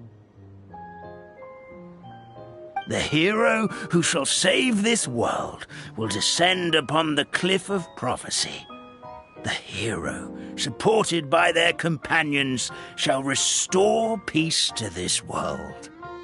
So the prophecy really did have all the answers. You just forgot the first half. That's why I was waiting near the cliff of prophecy. Wonderful. Simply wonderful. There's still some hope left for old Almond after all. Is the Cliff of Prophecy that place with the huge mural? 'Cause that is where we woke up, but we don't remember anything about how we got there. Also, we didn't get a change of clothes like Nilu. Are we definitely the heroes? If not you, then who else? You've already helped the fairy revitalize our forest. To us, that makes you heroes, prophesized or not. All right. Either way, we're going to keep adventuring, even if it's just to figure out how we can get back to our world.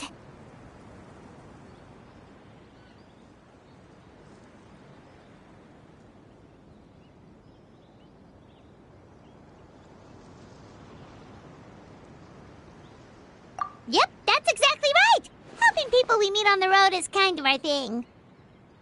As expected, the words of the goddess of prophecy always come true.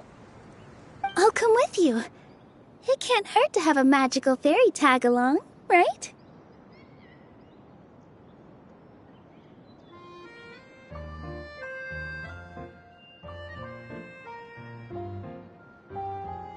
Heroes and fairies, dragons and new adventures. This is sounding more and more like a fairy tale by the second. I would say your next stop should be Constellation Metropole.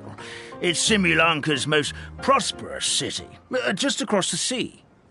Once you've arrived at the Astral Garden at the highest point in the city, maybe you can try seeking divine counsel from the goddess of prophecy herself. Are you leaving, Fairy Nilu? I'm afraid so. There are still other people who need my help. I won't go far, though, and I'll come back to visit the minute I have time to spare. So be a good girl, Patisara, and help out Grandpa Almond whenever you can, all right? Mm-hmm. Got it.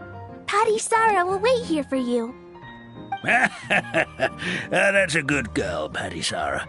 I almost forgot. If Constellation Metropole is where you're heading, you'll need to take the Maritime Express. I'll head to the station first thing tomorrow morning and wake up that lazy station master for you. Why don't you take a break for the rest of the day? You should savor the beautiful scenery of the forest before you go. Sounds great! Paimon definitely feels tired after being on the go for so long. There's a spot in the tavern with Paimon's name on it. Oh, sounds like someone's ready to order. Oh, well, if you're offering, Paimon will take a glass of Buell fruit tonic. But hold the tonic.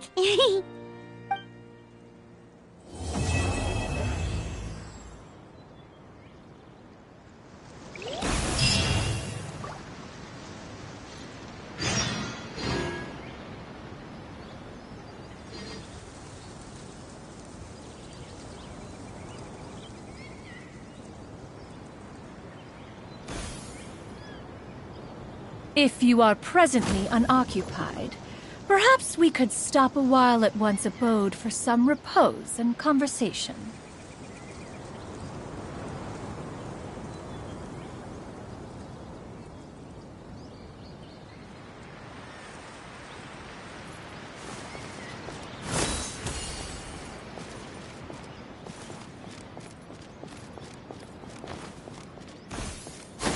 Skyward! Scatter!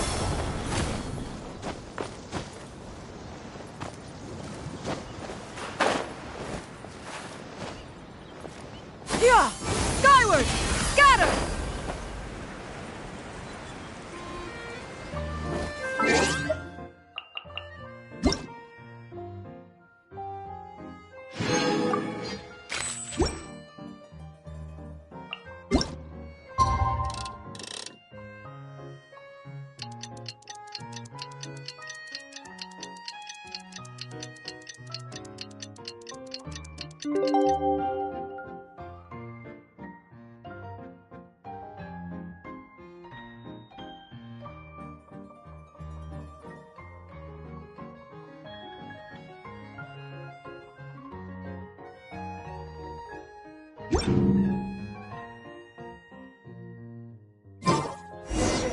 Morning. Guess everything that happened yesterday wasn't just a dream then. Well, it's time for our next fairy tale adventure. We should head to the station Grandpa Almond told us about. Yeah! Skyward! Scatter!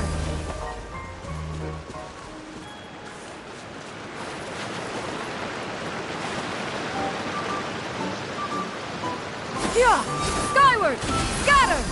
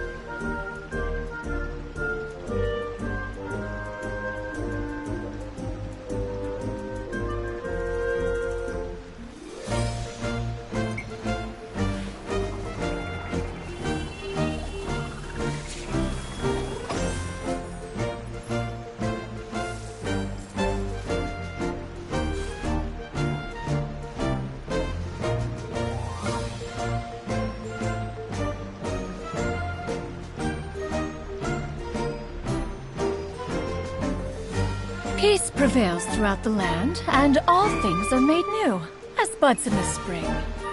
This is an auspicious era for humanity.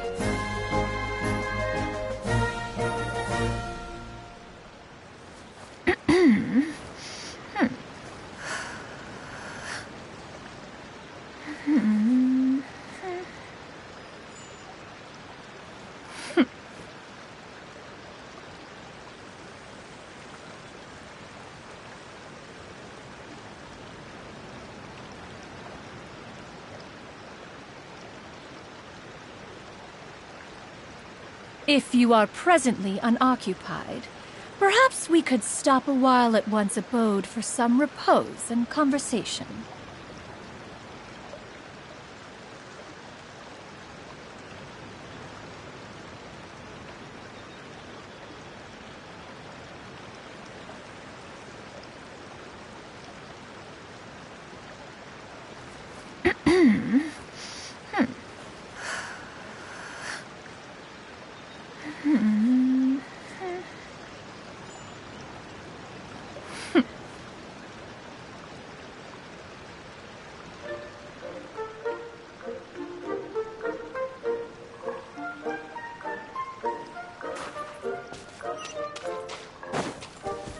Yeah! Skyward!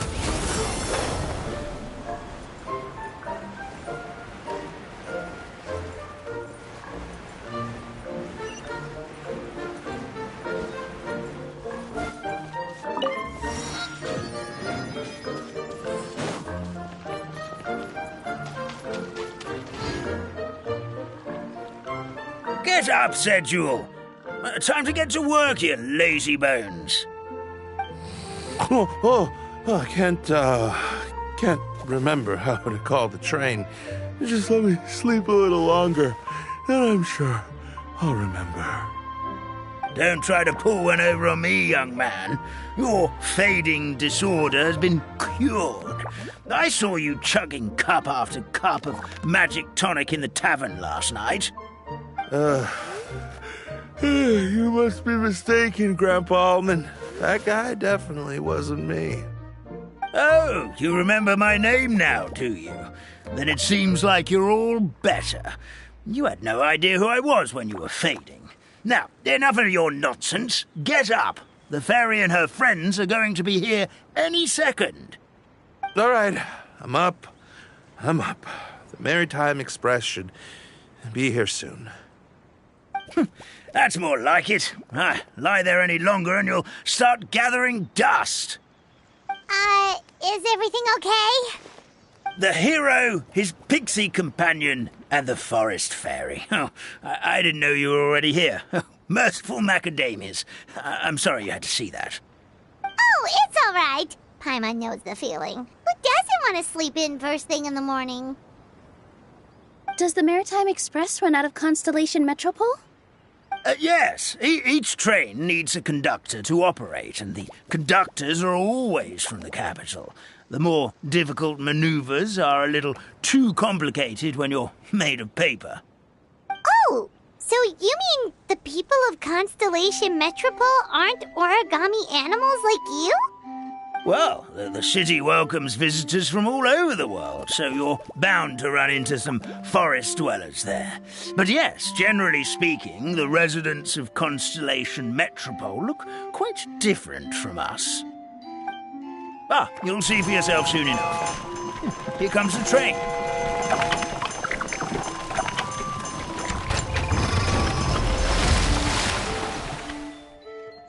Pleasure to meet you, everyone. My name is Will, and I'll be the conductor for your journey today. I'm assuming you're the ones who called the train? Whoa, it's a little toy man! Yes, we called the train. The hero and the forest fairy need a ride to Constellation Metropole. The hero and the forest fairy! The ones from the prophecy! Oh, why didn't you say so earlier? We could have prepared a far more luxurious train. I'll just go back and get a better one. That's okay, Mr. Wheel.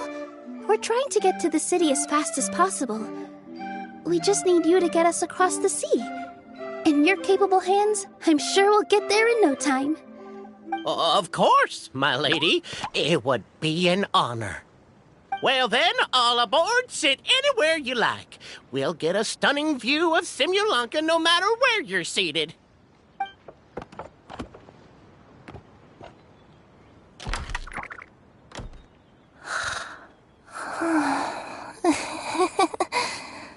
Oh, breakfast. Did one of you just say something?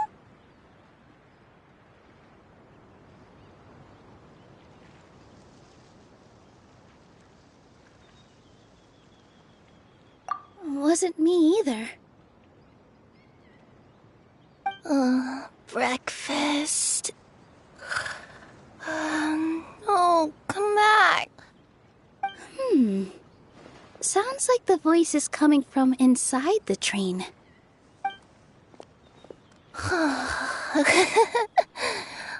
Fish. Chicken drumsticks. Oh, gotcha. Oh. What's Kirara doing here?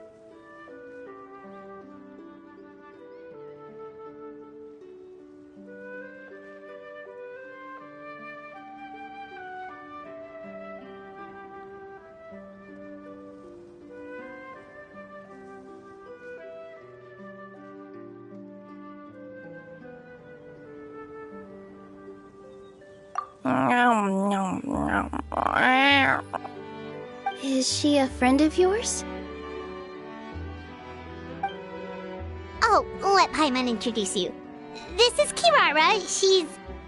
Oh, wait. Actually, maybe we should wake her up first. So noisy. Is it morning already?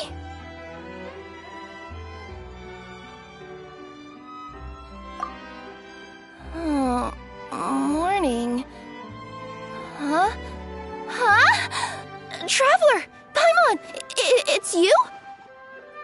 Which means... Oh, thank goodness. It was all a dream after all. Oh, gotta hand it to my imagination. It all felt super real. There were these toy people, but they were alive and they could talk. Madam, sleeping overnight in the train car is prohibited.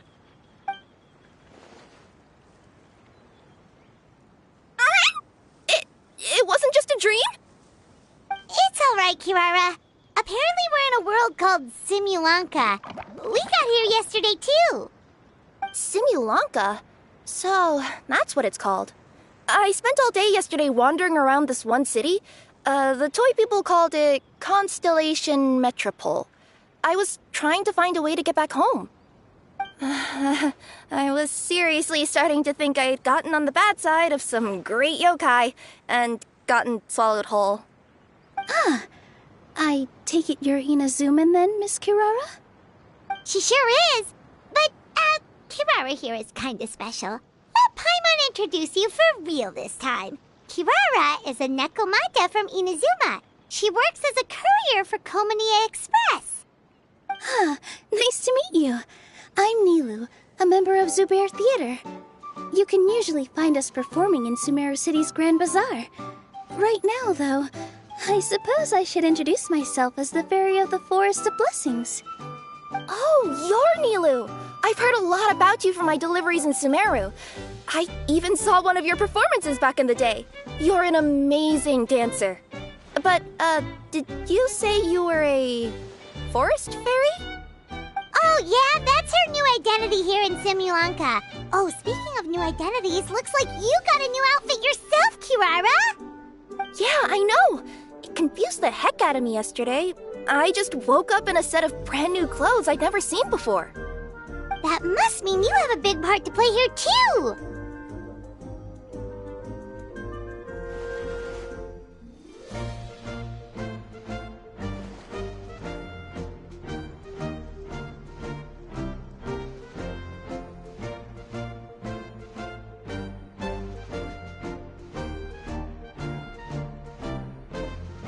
I think Miss Lynette would be better suited to that role, being a magician and all. Did you by any chance hear a voice speaking to you before you got here, Miss Kirara?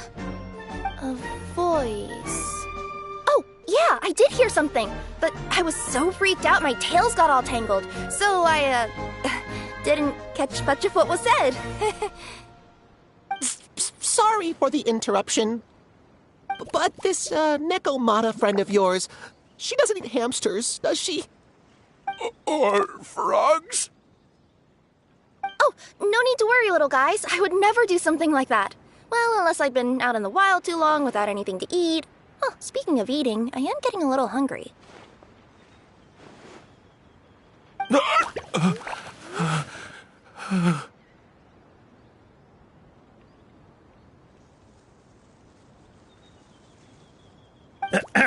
Where are your manners, everyone? This young lady is a trusted friend of our esteemed hero. Now, I know a fear of felines is etched into us with ink, but I'm certain Miss Nekomata in boots here means us no harm. It sure looks like you're keeping your distance, though, Grandpa Almond. You will have nothing to fear, I promise. I met some origami animals in Constellation Metropole yesterday, and I even made sure to retract my claws so I didn't hurt them by accident. Plus, you all look just about as tasty as the cardboard boxes I deliver. Not that I tried to eat you even if you did look tasty. Promise. Please excuse us, Mom. It's just an unconscious reaction. Dear passengers, it's almost time for us to depart. Oh, yeah, that. Whoops.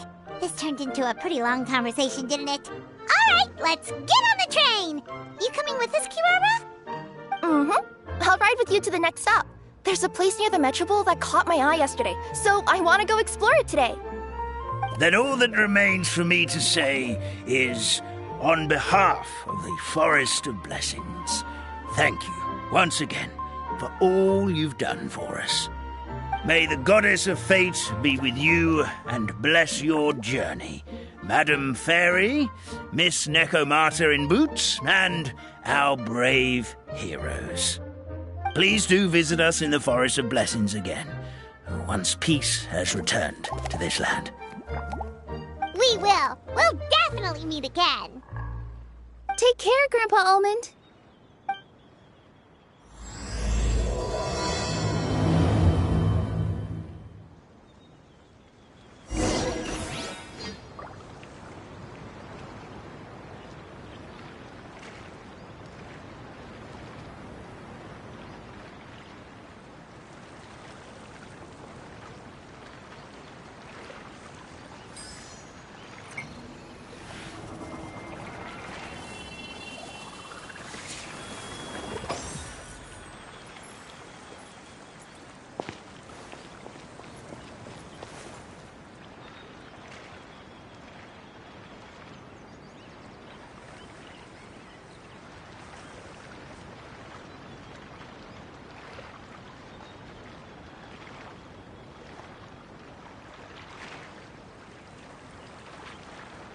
Peace prevails throughout the land, and all things are made new, as buds in the spring.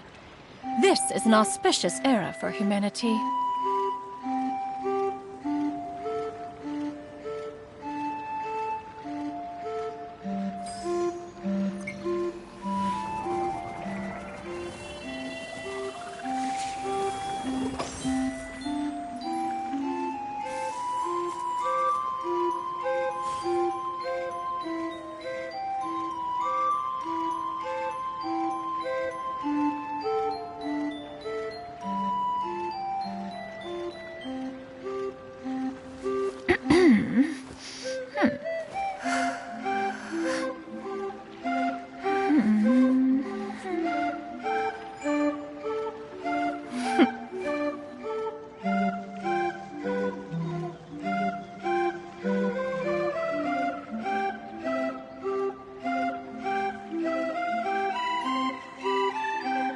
If you are presently unoccupied, perhaps we could stop a while at one's abode for some repose and conversation.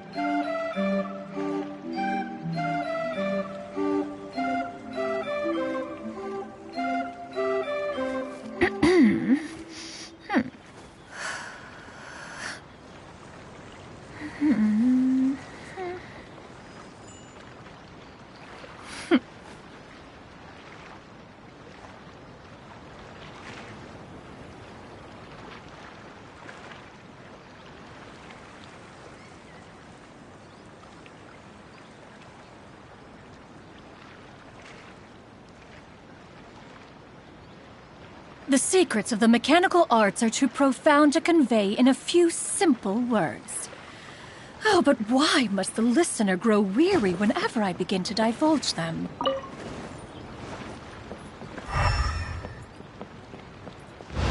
Yeah!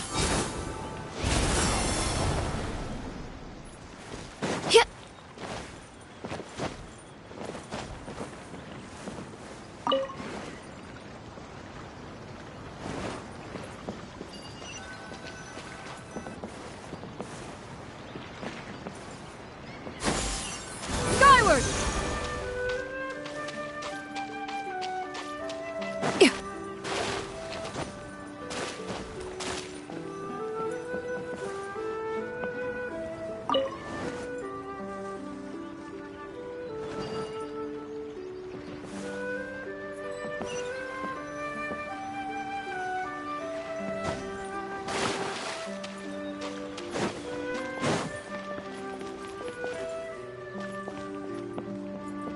Hit!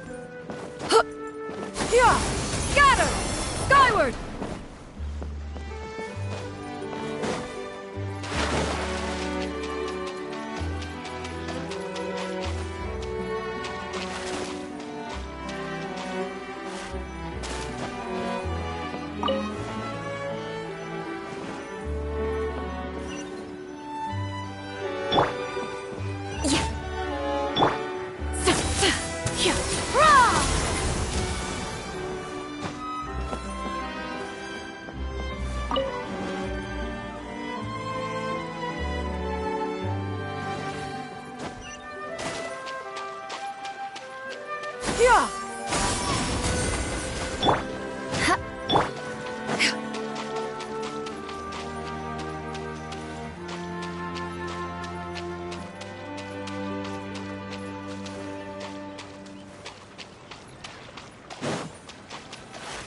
Yeah!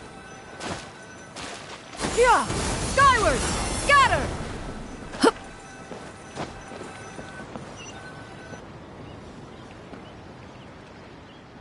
Yeah!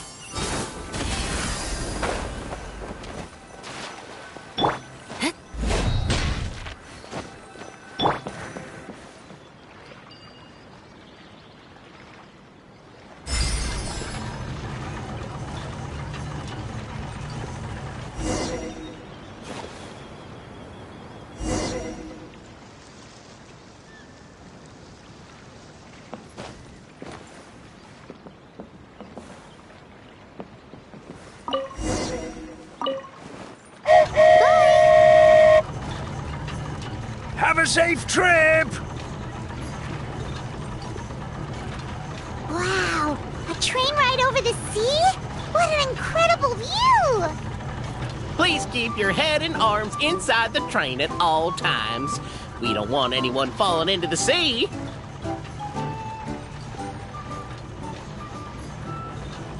There's a train coming the other way too! Hey!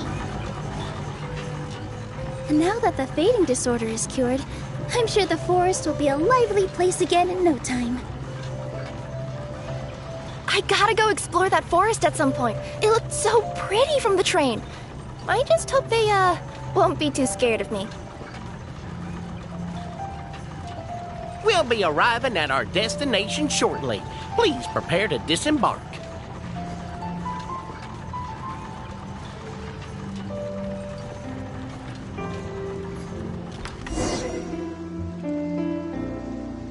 Here we are! Constellation Metropole is right over there. It's a short walk from here to the Gear Sky Ladder, which will take you right to Metropole Square. And thank you again for choosing Maritime Express. Great! And thanks to you for a smooth and pleasant journey, Mr. Wheel. The train cars were comfortable and spacious, and I had a great night's sleep. I'll definitely be back. As you wish, ma'am.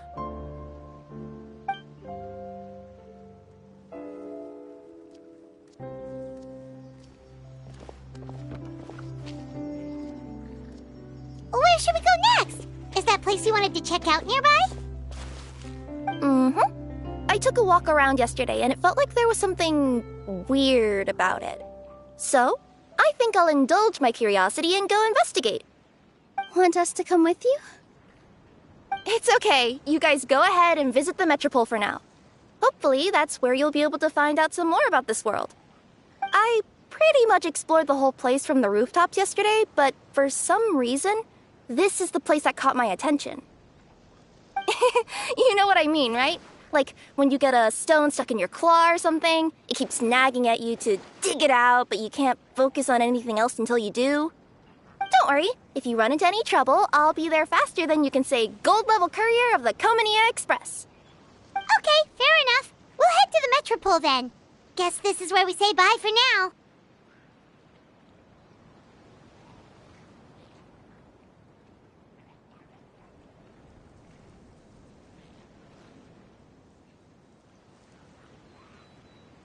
Mm-hmm. Don't worry about me. Let's not forget, I'm a yokai.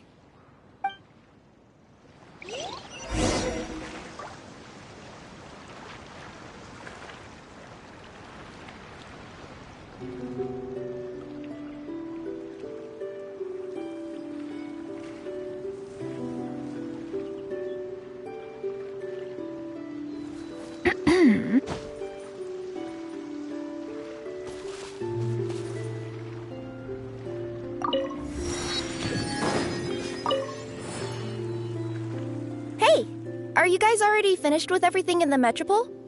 No need to prioritize me. There's just this place I really want to go check out. Feel free to get back to me once you've got everything sorted out.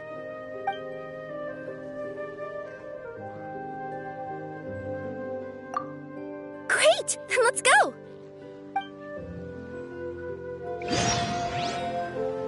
I've delivered packages all over, but I've never seen a mysterious fairy tale world like this before. Looks like nobody has gotten around to repairing this house yet. Ugh, even I wouldn't dare to sleep in there. It might suddenly collapse in on you.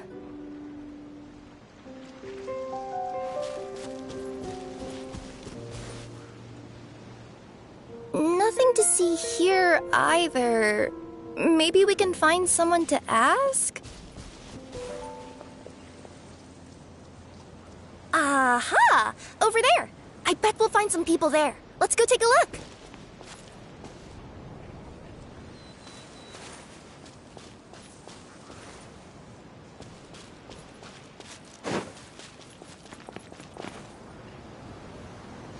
Uh-huh. I was sure there'd be people here. There once was a goddess who ruled over fate. Before she died, she left 3 riddles for the kingdom she had created. What? Who said that? Long story short, on this day, a sentient feline, an outlander, and a diminutive pixie arrived on the scene. They saw a narrow path off to the side. Okay, but which side? Yeah, if you gave ambiguous instructions like that to a Comania Express courier, they'd give you the parcel right back and tell you to write the delivery address more clearly. Despite how obvious the answer was, the perplexed pixie and the flummoxed feline struggled to work it out. Although, perhaps a small part of the blame could be attributed to my dull narration. Alright, let's try this again. The path on the left-hand side seemed to give off an enticing fragrance, as if to say, this is the way to wealth and glory. Ooh, that sounds like the start of a good story. Then what? Then what?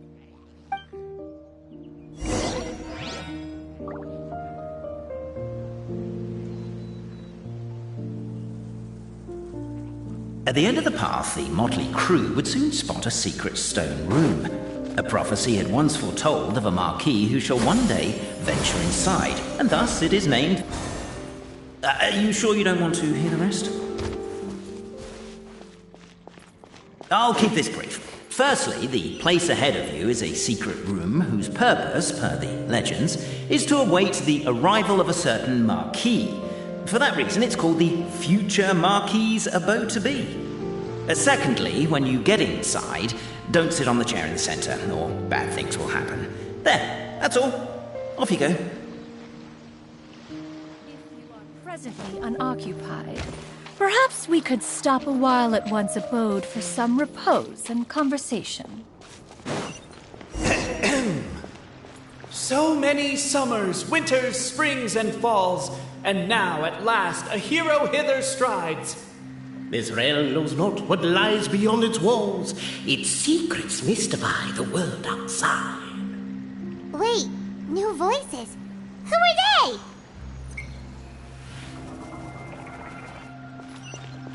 Yeah! Skyward! Scatter!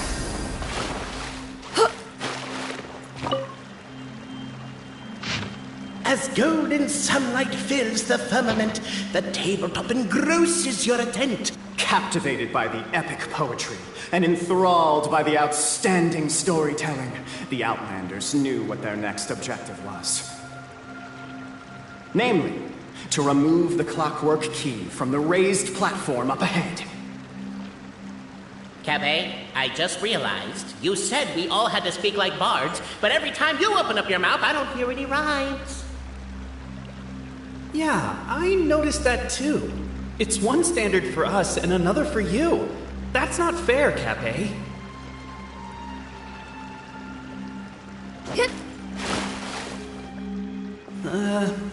Perhaps the Outlanders are worried that something...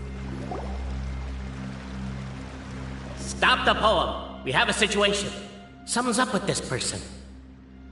Traveler? Are you alright?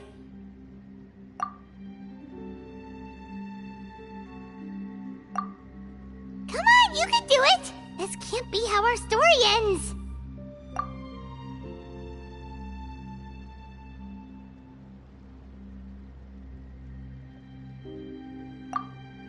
Can I give you a hand, or a tail, even?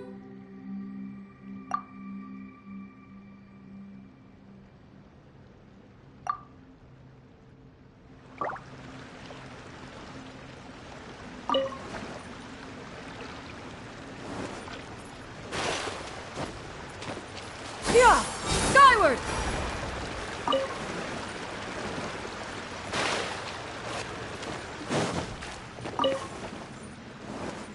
Yeah! Skyward!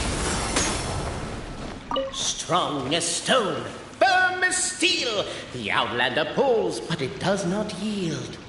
This has happened many times before, but this time is different. A thought enters the Outlander's mind. Attack! Attack! First weaken the structure, then seize the treasure!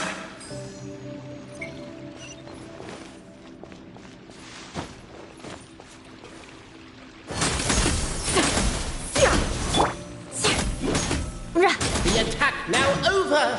Only one final step remains. Now it is the time to seize the key. But alas, as was the case for all those who had come before, the key still did not move an inch. Wait, what? They got it out? Yes! Finally! Come on, move your butts! And your legs, assuming they're still in working order. It's showtime! No hard feelings about your lack of poetic contributions? Oh, let it go!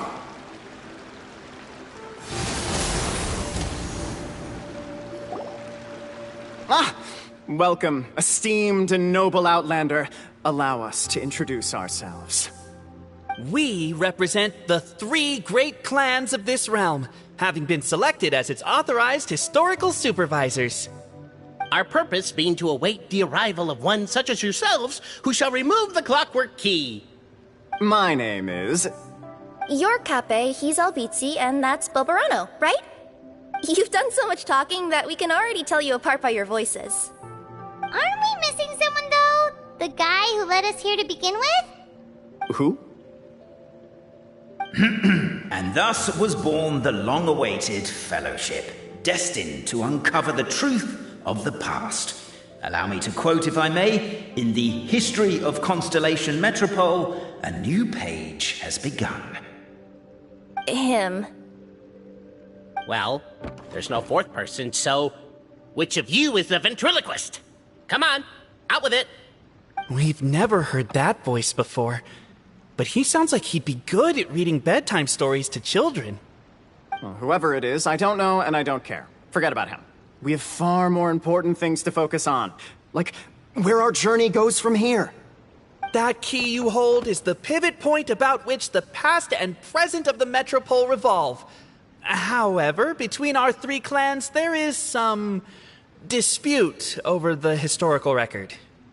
Each clan has its own version of history, detailing the clan's origins and the tale of the dragon of old. And unfortunately, we don't know which one is the truth. Dragon? You mean the one that's been acting up recently? Oh, no, not that one, you adorable little pixie. When I say dragon of old... He means a dragon that would be really, really old if it was still with us today, but it was defeated in ancient times. The new one has nothing to do with our clan history. Was that supposed to be a joke?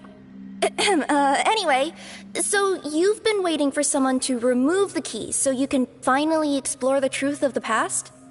Not just explore it, but argue incessantly about it. Honestly, I don't care that much. Cape's the one who's always bothering us about it. What we need to figure out is who resolved the dragon crisis.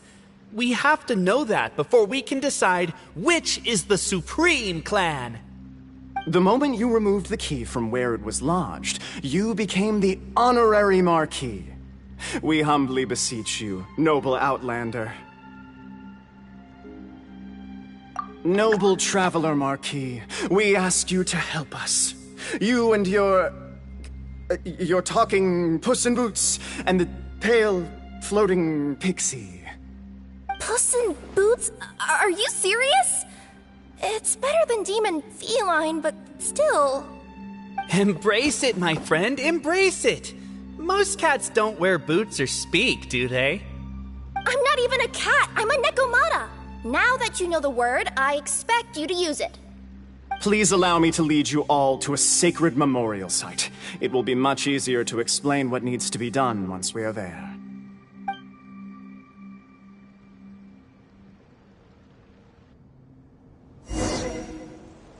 This place is sacred to my clan.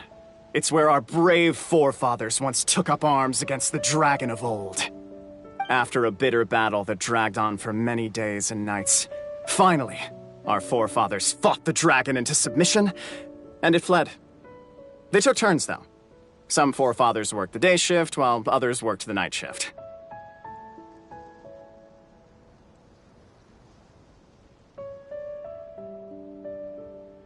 So they say. It's just a legend, though. Wait a second? Did I just hear you admit that your clan's history is just a legend?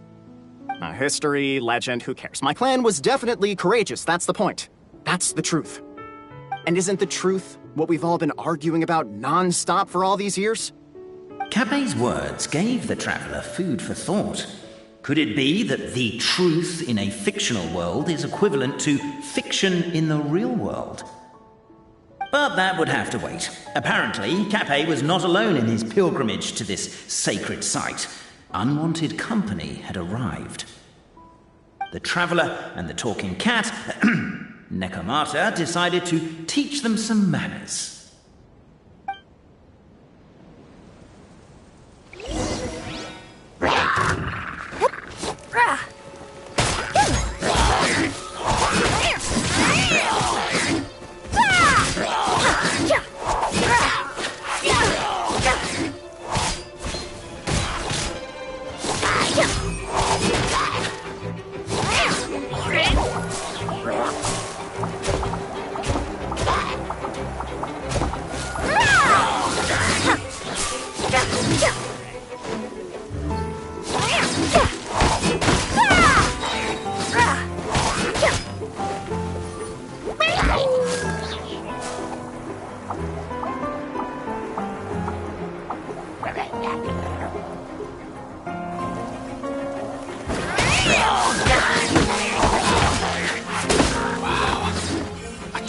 Display of heroism and valor.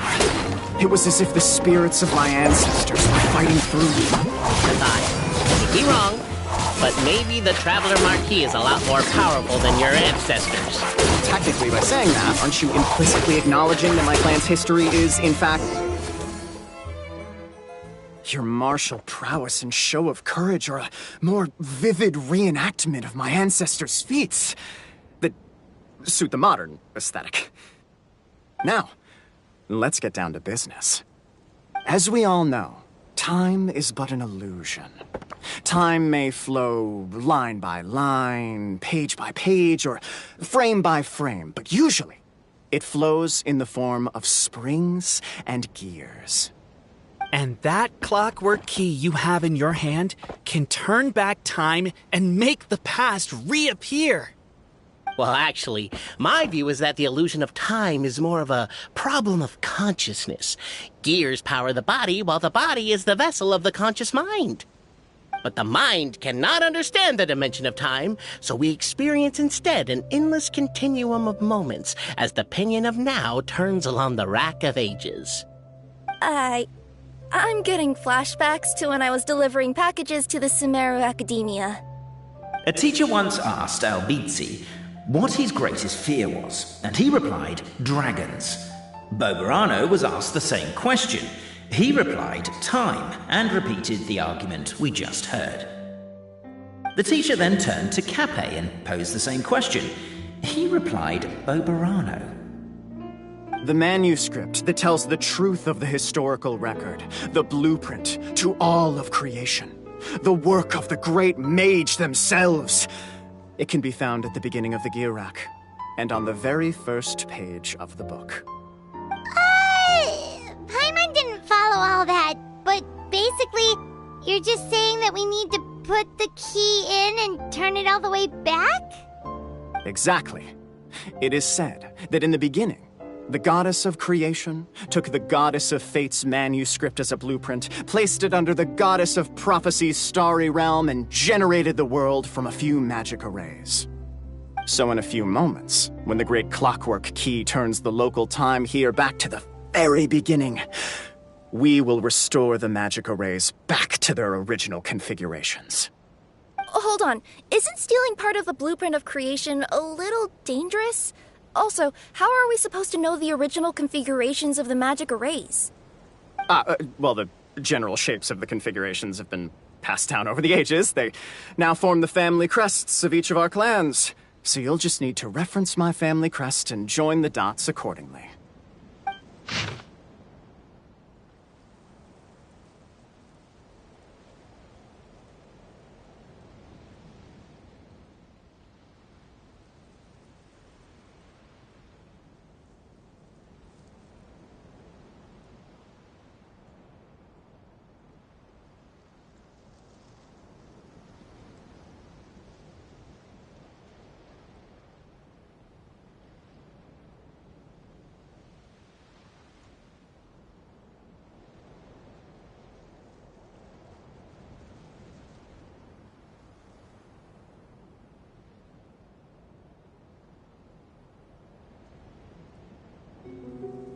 To address your other concern, when the house has already been built, do you really think that taking away the construction crew and blueprint will cause it to collapse?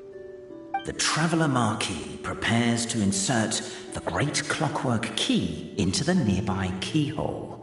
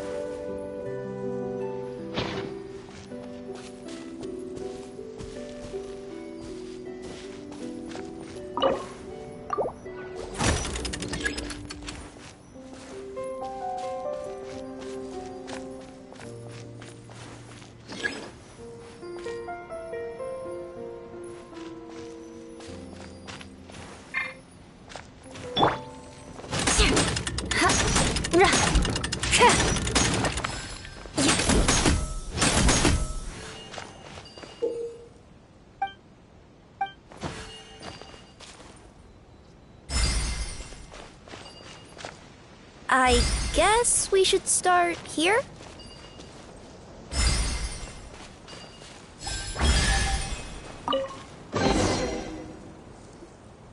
Behold, the sacred writings that record the truth of... No, wait. That have shaped the truth of history. Gather round and let us bear witness.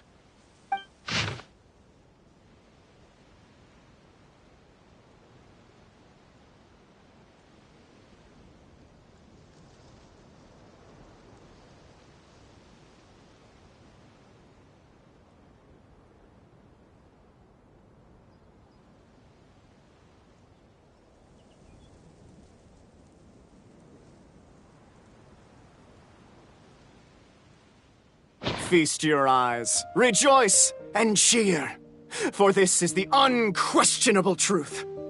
Look at the signature. Nobody is capable of forging that. I don't believe it.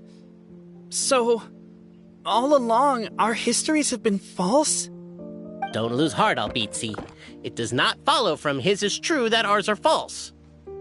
That might be the most bogus logic I've ever heard.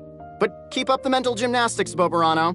I've been waiting for that look of jealousy on your face my whole life, and I'm gonna savor it. And yet, it seemed that this conundrum could indeed have more than one solution. Everyone agreed that there may be more than one truth.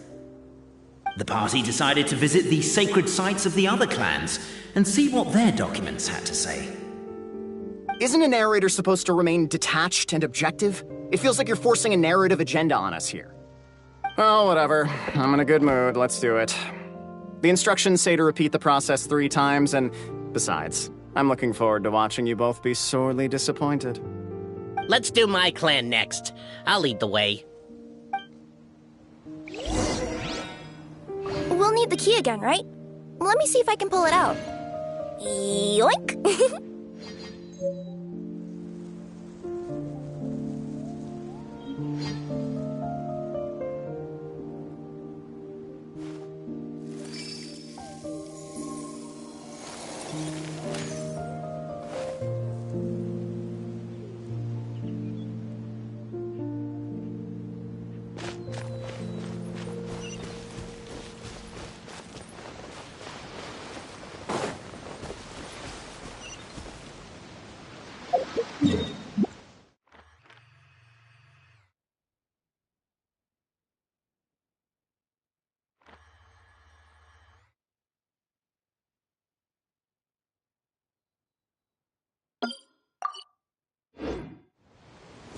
Crush!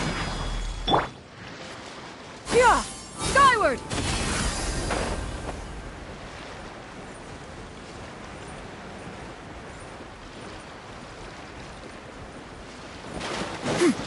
Yeah! Skyward! Scatter!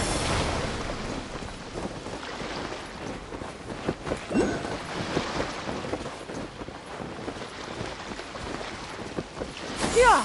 Skyward! Scatter!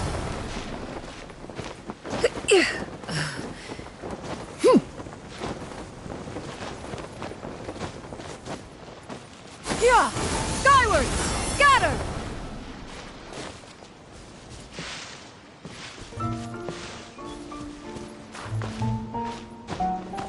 Yeah! Skyward! Scatter!